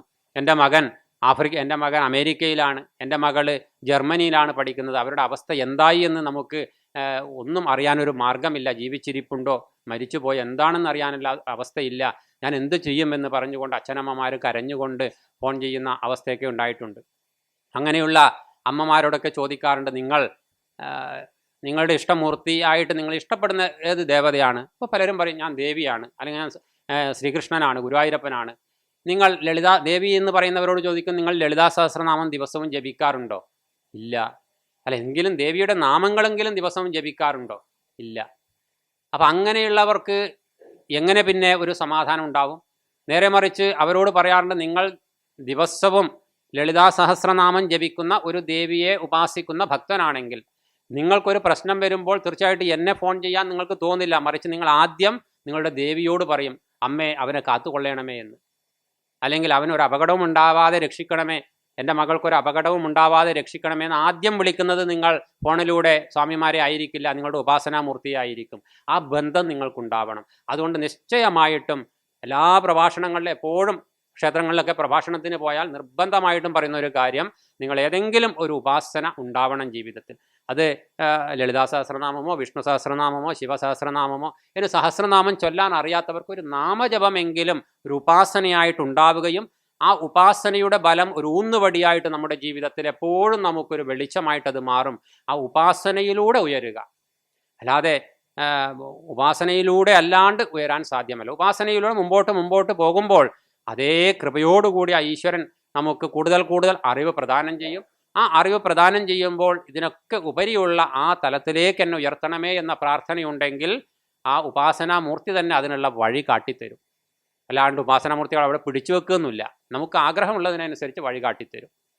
അങ്ങനെ മുന്നോട്ട് പോയി കഴിഞ്ഞാൽ തീർച്ചയായിട്ടും അവിടെ നമുക്ക് ആ ഉപാസനാ ബലത്തിലൂടെ കുടുംബത്തിൻ്റെ ഐശ്വര്യവും അതോടൊപ്പം തന്നെ സമാജത്തിൻ്റെ ഐശ്വര്യത്തിനൊക്കെ പ്രയത്നിക്കാനും പ്രാർത്ഥിക്കാനും സങ്കല്പിക്കുവാനുള്ള ശക്തി നമ്മൾ ഓരോരുത്തർക്കും തപസ്സായിട്ട് മാറും. തപസ് എന്നുള്ളത് നമ്മുടെ കർമ്മം, നേരത്തെ പറഞ്ഞു, കർമ്മയോഗമായി ചെയ്യുമ്പോൾ അത് തപസ്സായിരിക്കും. അത് അന്ധക്കരണ ശുദ്ധി നൽകും. അന്ധക്കരണ ശുദ്ധിയിലൂടെ ആത്മനിയന്ത്രണമുണ്ടാവും. അഭ്യാസവും വൈരാഗ്യത്തെക്കുറിച്ചൊക്കെ നേരത്തെ മുൻപ് കഴിഞ്ഞു പോയ ശ്ലോകങ്ങളിൽ പറഞ്ഞിട്ടുണ്ട്. അപ്പോൾ ആ അഭ്യാസം, അതായത് അന്ധക്കരണ ശുദ്ധി വരുമ്പോൾ സ്വാഭാവികമായിട്ടും അത് നമ്മളെ കൂടുതൽ മനസ്സിൻ്റെ നിയന്ത്രണം ഉണ്ടാവും. അങ്ങനെ ആ മനസ്സിൻ്റെ നിയന്ത്രണത്തിലൂടെ അങ്ങനെ മനസ്സിനെ പൂർണ്ണമായി നിയന്ത്രിച്ച് നമ്മുടെ അധീനതയിലാകുമ്പോൾ ചിലപ്പോൾ മായ ചില സിദ്ധിവിശേഷങ്ങളുടെ ചില ഇതൊക്കെ കാട്ടിയെന്ന് വരും. അപ്പോൾ അതിലൊന്നും പെടാതെ വൈരാഗ്യം. അതുകൊണ്ടാണ് ഭഗവാൻ പറഞ്ഞത് അഭ്യാസവും അതോടുകൂടി വൈരാഗ്യവും പറഞ്ഞു. അല്ലെങ്കിൽ അഭ്യാസം മാത്രമായാൽ വളരെയധികം സാധന ചെയ്ത് അഭ്യാസത്തിലൂടെ മനസ്സിനെയൊക്കെ നിയന്ത്രിച്ചത് രണ്ടും അങ്ങോട്ടും ഇങ്ങോട്ടും കണക്ഷനാണ്. അപ്പോൾ എന്തെങ്കിലുമൊക്കെ ചില ചമൽക്കാരങ്ങൾ വന്നു ചേർന്നാൽ അതിൽ പെട്ടുപോയാൽ പോയി. അവിടെയാണ് നമുക്ക് മാർഗ വൈരാഗ്യം. കാരണം ഇങ്ങനെയുള്ള ഈ ചമൽക്കാരങ്ങളെയൊക്കെ ദൂരെ കളയുവാനുള്ള ശക്തി വൈരാഗ്യത്തിലാണ്. അപ്പം അങ്ങനെ അഭ്യാസവും വൈരാഗ്യത്തിലൂടെയും മനസ്സിനെ നിയന്ത്രിക്കാം എന്ന് പറഞ്ഞത് നിയന്ത്രിച്ച ഗുരുനാഥനാണ്. സാക്ഷാൽ ശ്രീകൃഷ്ണ ഭഗവാൻ അതിനെ നിയന്ത്രിച്ച ഗുരുനാഥനാണ്. അവതാരമൂർത്തി എന്ന തലത്തിലേക്ക് എത്തുമ്പോൾ ഇതിന് പ്രസക്തിയില്ല, കാരണം അവതാരമൂർത്തിയാണ്. അല്ലാത്ത തലത്തിൽ ഒരു അർജുനൻ്റെ മുൻപിൽ നിൽക്കുന്ന ഒരു ഗുരുനാഥൻ എന്ന തലത്തിൽ പറയുമ്പോൾ അഭ്യാസത്തിലൂടെയും വൈരാഗ്യത്തിലൂടെയും മനസ്സിനെ നിയന്ത്രിക്കാൻ സാധിക്കും അർജുന എന്ന് അനുഭവത്തിലൂടെ ഭഗവാൻ അർജുനനോട് പറയുന്നു. പ്രയത്നം നല്ലപോലെ ആവശ്യമുണ്ട്, പ്രയാസമാണ്, വിഷമകരമാണ്, അസാധ്യമല്ല എന്ന് കൃത്യമായിട്ട് ഭഗവാൻ അവിടെ ബോധിപ്പിക്കുന്നു. അങ്ങനെ അഭ്യാസ വൈരാഗ്യത്തിലൂടെ, ആ അഭ്യാസവും വൈരാഗ്യവും എന്തിനു വേണ്ടിയിട്ടാണ്? കൃത്യമായൊരു ജീവിത ലക്ഷ്യം ഉണ്ടാവണം. ലക്ഷ്യമില്ലെങ്കിൽ അഭ്യാസവും വൈരാഗ്യവും കൊണ്ട് കാര്യമില്ല. അഭ്യാസവും വൈരാഗ്യവും ആ ലക്ഷ്യത്തിലേക്ക് പോകുവാനുള്ള ഊന്നുവടിയായിട്ട് നമ്മുടെ കൂടെ ഉണ്ടാകും. അങ്ങനെ ആ ലക്ഷ്യത്തിലേക്ക് ഉയർന്നു പോകുമ്പോൾ അവിടെ നേരത്തെ സൂചിപ്പിച്ചതുപോലെ ധന്യോഹം കൃതകൃത്യോഹം എന്ന് നമുക്ക് ഓരോരുത്തർക്കും പറയുവാനുള്ള അവകാശമുണ്ട്, സ്വാതന്ത്ര്യമുണ്ട്. പ്രയത്നം നമ്മൾ തന്നെ ചെയ്യണം. ഗുരുക്കന്മാർക്ക് ഉപദേശിച്ച് തരുവാനുള്ള മാർഗം കാട്ടിത്തരുവാൻ മാത്രമേ സാധിക്കുള്ളൂ. പ്രയത്നിക്കേണ്ടത് നമ്മൾ തന്നെയാണ്. പ്രയത്നിച്ചാൽ അതിനൊരിക്കലും നാശമില്ല എന്നുള്ള ഏറ്റവും നല്ല ഉറപ്പും ഭഗവാൻ നൽകി. ഇന്ന് ഇവിടെ നമ്മൾ പ്രയത്നിച്ച് നേടിയ ബാഹ്യമായ എല്ലാ സമ്പാദ്യങ്ങളും, അത് പുത്രന്മാരാവട്ടെ, ഭാര്യയാവട്ടെ, ഭർത്താവട്ടെ, ബന്ധുമിത്രാദികളാകട്ടെ, സ്ഥാനമാനങ്ങളാകട്ടെ, സമ്പത്താകട്ടെ, അങ്ങനെ അനവധി ചമൽക്കാരങ്ങളെല്ലാം ഇവിടെ പട്ടടയിൽ ഉപേക്ഷിച്ച് പോകണം. എന്നാൽ കൂടെ വരുന്നത് നമ്മളിവിടെ ചെയ്ത പുണ്യത്തിൻ്റെയും പാപത്തിൻ്റെയും സംസ്കാരമായിരിക്കും. അപ്പം എൻ്റെ കൂടെ പാപത്തിൻ്റെ സംസ്കാരം വേണം എന്ന് ആഗ്രഹിക്കുന്നവർ പാപം ചെയ്തുകൊള്ളുക, അതിനുള്ള സ്വാതന്ത്ര്യമുണ്ട്. അല്ല, പുണ്യത്തിൻ്റെ സംസ്കാരമാണ് എനിക്ക് വേണ്ടത് എന്ന് ആഗ്രഹിക്കുന്നവർ പുണ്യം ചെയ്തു കൊള്ളുക. അതിനുവേണ്ട അറിവും അതിനുവേണ്ട അറിവും ആശയങ്ങളും എല്ലാം അത്തരം പുണ്യകൃതന്മാരായ മഹാത്മാക്കൾ നമുക്ക് ഗ്രന്ഥരൂപത്തിലും ഉപദേശരൂപത്തിലും നൽകിയിട്ടുണ്ട്. എല്ലാ കാലത്തും ഇവിടെ ഒരു ഗംഗാപ്രവാഹം പോലെ ഗുരുപരമ്പരയുടെ കണ്ണിക്ക് ഒരു നാശവും ഇവിടെ ഉണ്ടായിട്ടില്ല. ആഗ്രഹിക്കുന്ന സാധകനെ സംബന്ധിച്ച് എല്ലാ കാലത്തും ഗുരുക്കന്മാർ ഉപദേശം നൽകുവാൻ വേണ്ടി എല്ലാ കാലവും ഇവിടെ ഈ ഭാരതവർഷത്തിൽ ഗുരുക്കന്മാരുണ്ടായിട്ടുണ്ട്. ലോകത്ത് പല ഭാഗത്തും ഉണ്ടായിട്ടുണ്ട്. പക്ഷെ ഇവിടെ അതിനൊരു ക്ഷാമവും എപ്പോഴും ഉണ്ടായിട്ടില്ല. പക്ഷെ ഈ പറഞ്ഞതുപോലെ സാധനാവൃത്തി, ശിഷ്യവൃത്തി നമ്മുടെ ഉള്ളിൽ ഉണ്ടായാൽ, ഈ ഒരു സങ്കല്പം, ഒരു ഉറച്ച സങ്കല്പം അതുണ്ടായാൽ അതിനുള്ള ഗുരുക്കന്മാർ നമുക്ക് എത്തിച്ചേരും. നമ്മുടെ മാർഗം ഏതാണോ അതിനുള്ള ഗുരുക്കന്മാർ നമുക്ക് എത്തിച്ചേരും. ഇപ്പോൾ ഭക്തിമാർഗത്തിൽ സഞ്ചരിക്കുന്ന ഒരാളെ സംബന്ധിച്ച് അയാൾക്ക് ഭക്തിമാർഗത്തിൽ ഉയരാനുള്ള ഗുരുവിനെ ലഭിക്കും. ജ്ഞാനമാർഗത്തിൽ സഞ്ചരിക്കുന്ന ഒരാളെ സംബന്ധിച്ച് അയാൾക്ക് ജ്ഞാനമാർഗത്തിൽ സഞ്ചരിക്കുന്ന ഒരു ഗുരുനാഥനെ ലഭിക്കും. അതുകൊണ്ട് തന്നെ സനാതനധർമ്മത്തിലെ ഒരു മാർഗവും ഉയർന്നതോ താഴ്ന്നതോ എന്ന് പറയാൻ സാധിക്കില്ല. എല്ലാം പടിപടിയായിട്ട് ജീവന്മാരെ കൃതാർത്ഥതയിലേക്ക് ഉയർത്തുന്നതാണ്. അങ്ങനെ എല്ലാത്തിൻ്റെയും ആത്യന്തികമായ തലം എന്നുള്ളത് പരിപൂർണമായി ആ തത്വമസിയും മഹാവാക്യങ്ങളിലൂടെയൊക്കെ നമ്മളെ ബോധിപ്പിക്കുന്ന ജീവ ഈശ്വര ചൈതന്യത്തിൻ്റെ ഏകതയാണ്. ഏകത എന്നല്ല, അത് ഒന്നാണെന്നുള്ള തിരിച്ചറിവാണ്. ജീവനും ഈശ്വരനും അല്ലെങ്കിൽ ജീവാത്മാവും പരമാത്മാവും ഒന്നാണെന്നുള്ള തിരിച്ചറിവിൽ കൃതാർത്ഥമായി ആനന്ദമായി ധന്യോഹം കൃതകൃത്യോഹം എന്ന് പറഞ്ഞുകൊണ്ട് ഈ ശരീരത്തെ ഒരു പാമ്പ് തൻ്റെ ഊരിക്കളയുന്നത് പോലെ പ്രാരബ്ധം തീരുമ്പോൾ പൊയ്ക്കോട്ടെ എന്ന നിലയിൽ നമുക്കതിനെ വിസർജിച്ച് അനന്തമായിട്ട് പോകാനുമില്ല വരാനുമില്ല എന്നാണ് ശാസ്ത്രം പറയുന്നത്. അങ്ങനെയുള്ളവരെ സംബന്ധിച്ച് അവർ ജീവിച്ചിരിക്കുമ്പോഴേ ബ്രഹ്മഭൂതന്മാരാണ്, ബ്രഹ്മസ്വരൂപന്മാരാണ്.